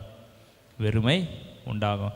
3 நாட்கள் வயதானவர்கள் உட்காந்துருக்குறாங்க, சின்ன பிள்ளைகள் உட்காந்துருக்குறாங்க, கர்ப்பிணிகள் உட்காந்துருக்குறாங்க, எல்லாரும் உட்காந்துருக்குறாங்க. ஆனால் அவங்களுக்கு என்ன உண்டாகவில்லையா? பசி உண்டாகவில்லை. ஏன்னா வார்த்தையை கேட்டு கேட்டு கேட்டு கேட்டு அந்த வார்த்தை எல்லாவற்றையும் மறைத்திருச்சு. எல்லாரும் வார்த்தையை கேட்டபடினால அவர் பரிதபிக்கிறாரு. இவங்க பசியை மறந்து உட்காந்துருக்குறாங்க, இவங்க கிறக்கமாக இருக்கிறாங்க. இவங்க வார்த்தையை திரும்பி கேட்டுகிட்டே இருந்தாங்கன்னா அவங்களுக்கு பசி உண்டாகாது. இவங்க வீட்டுக்கு போனால் என்ன ஆயிரும்? மாம்சம் அவங்களை மேற்கொண்டுரும். இவங்களால் நடந்து வீட்டுக்கு போக முடியாது என்பதற்காக கர்த்தர் அவங்களுக்கு பசியை என்ன பண்ணுகிறாரு? ஆற்றுகிறார். இதே இன்னொரு 5 நாள் பேசியிருந்தால் கூட இவங்க என்ன பண்ணியிருப்பாங்க? அந்த வார்த்தையில் பசி மயக்கமே அவங்களுக்கு வந்திருக்காது, பசியே வந்திருக்காது. அந்த வார்த்தையே அவங்களை என்ன பண்ணியிருக்கும்? மூடி இருந்திருக்கும். 3 நாள் பேசினதுக்கப்புறம் வீட்டுக்கு அனுப்பும்போது மனுஷங்க உள்ளவரும் பலவீனம் உள்ளவர் என்பதற்காக அவர்களை போஷித்து அனுப்பினார். பக்கத்தில் சொல்லுங்கள், வார்த்தை பக்கத்தில் வந்துச்சுன்னா, வார்த்தை உள்ளே வந்துச்சுன்னா நிறைவானவர் உள்ளே வரும்போது எல்லா குறைவுகளும் வாழ்க்கையில் ஒளிந்து போயிடும். ஹல்லேலூயா, ஹல்லேலூயா, ஹல்லேலூயா. இன்னும் ஒரு காரியத்தை சொல்லி முடிக்கிறேன், எடுக்க வேண்டாம். யாக்கோப்பு என்பவர், யாக்கோப்பை தனிமையாக தன் மனைவி பிள்ளைங்கள் எல்லாற்றையும் விட்டுட்டு போய் ஏசாவுக்கு பயந்து இரவு முழுவதும் ஒரு மனிதனோட போராடி கொண்டிருக்கிறார். தேவனோடு என்ன பண்ணி கொண்டிருக்கிறாரு? போராடி கொண்டிருக்கிறாரு.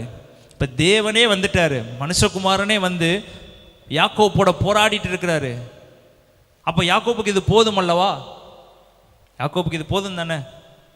இரவு முழுவதும் போராடுறாரு, இரவு முழுவதும் அவனோட பேசுகிறார். யாக்கோப்புக்கு இது உங்களை பார்த்ததே எனக்கு பெரிய காரியம், உங்களோட பேசினதே பெரிய காரியம் என்று அவன் திருப்தி ஆகவே இல்லை. யாக்கோப்பு சொல்கிற ஒரு வார்த்தை தெரியுங்களா?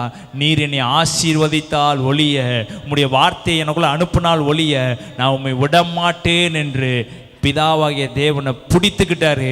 பிதாவாகிய தேவன் பக்கத்திலே இருந்தாலும், தேவகுமாரன் பக்கத்திலே இருந்தாலும், உம்முடைய வார்த்தையை சொல்லி எனக்கு நீ ஆசீர்வதித்தே ஆக வேண்டும். ஏன்னா உன் வார்த்தை ரிலீஸ் ஆயிடுச்சுன்னா அது முடிகிற வரைக்கும் என் மேலே இருக்கும் என்று நம்பிக்கை யாக்கோப்புக்கு இருந்துச்சு. நைட்டு முழுவதும் பார்த்தது போதும் ஆண்டவர், நீங்கள் வீட்டுக்கு போங்கன்னு ஒரு சொல்லியிருந்தா அடுத்த காலையில் ஏசா வந்து என்ன பண்ணியிருப்பான்? யாக்கோபோட தலையை சீவிருப்பான். அவன் ஆண்டவரோட பிரவேசித்திருக்கலாம். ஆனால் அவன் அப்படி செய்யல. நீங்கள் இரவு முழுவதும் என் கூட இருந்தீங்க, அது எனக்கு முக்கியம் இல்லை. தொடை வந்து சுழுகிச்சு, அது முக்கியம் இல்லை. நீர் என்ன வார்த்தையை கொடுங்க, நீர் என்னை ஆசீர்வதிங்க, நீங்கள் என்னை பெருக பண்ணிங்க சொல்லும்போது தான் உன் பேர் என்ன? யாக்கோப்பு. நீ உன் பேர் யாக்கோப்பு எனப்படாமல் இஸ்ரவேல் எனப்படும் என்று ஆசீர்வதிக்கிறாரு. அதுக்கப்புறம் அந்த வார்த்தையை வாங்கினதுக்கு அப்புறம் யாக்கோப்புடைய சந்ததியை கர்த்தர் பழுகி பெருகப்படினாரு. அந்த வார்த்தையை நீங்கள் வாங்கினீங்கன்னா ஆண்டவர் உங்களோடு இருக்கிறார். இல்லை என்று அங்கேயுமே சொல்லலை, ஆண்டவர் உங்களோடு இருக்கிறாரு. ஆண்டவருக்குள்ளே இருக்கிற வார்த்தையை பிடுங்கி நீங்கள் நடக்க ஆரம்பிச்சிங்கன்னா யாக்கோப்பை காட்டிலும் பெரிய சீமானாக கர்த்தர் உங்களை உட்கார பண்ணுவார், பெரிய ராஜாவாக கர்த்தர் உட்கார பண்ணுவார், பெரிய சிங்காசனத்தை உங்க உட்கார பண்ணுவார். முதலாவதாக தேவனுடைய ராஜ்யத்தையும் அவர் நீதியும் தேடும் போது இவைகள் எல்லாவற்றையும் கர்த்தர் உங்களுக்கு கூட கூட கூட கூட கொடுப்பாரு. இப்ப சொல்லுங்க, நாளைய தினம் என்னை பார்த்து பயப்படு, நாளைய தினம் என்னை பார்த்து நடுங்க. நான் நாளைய தினத்தை கொடுத்து யோசிக்க மாட்டேன், நாளைய தினத்துக்காக நான் வருத்தப்பட மாட்டேன். ஏனென்றால் கூட கொடுக்கிறவர். எப்படி கொடுக்கிறவரா? கூட கொடுக்கிறவர் என் கூட இருக்கிறாரு.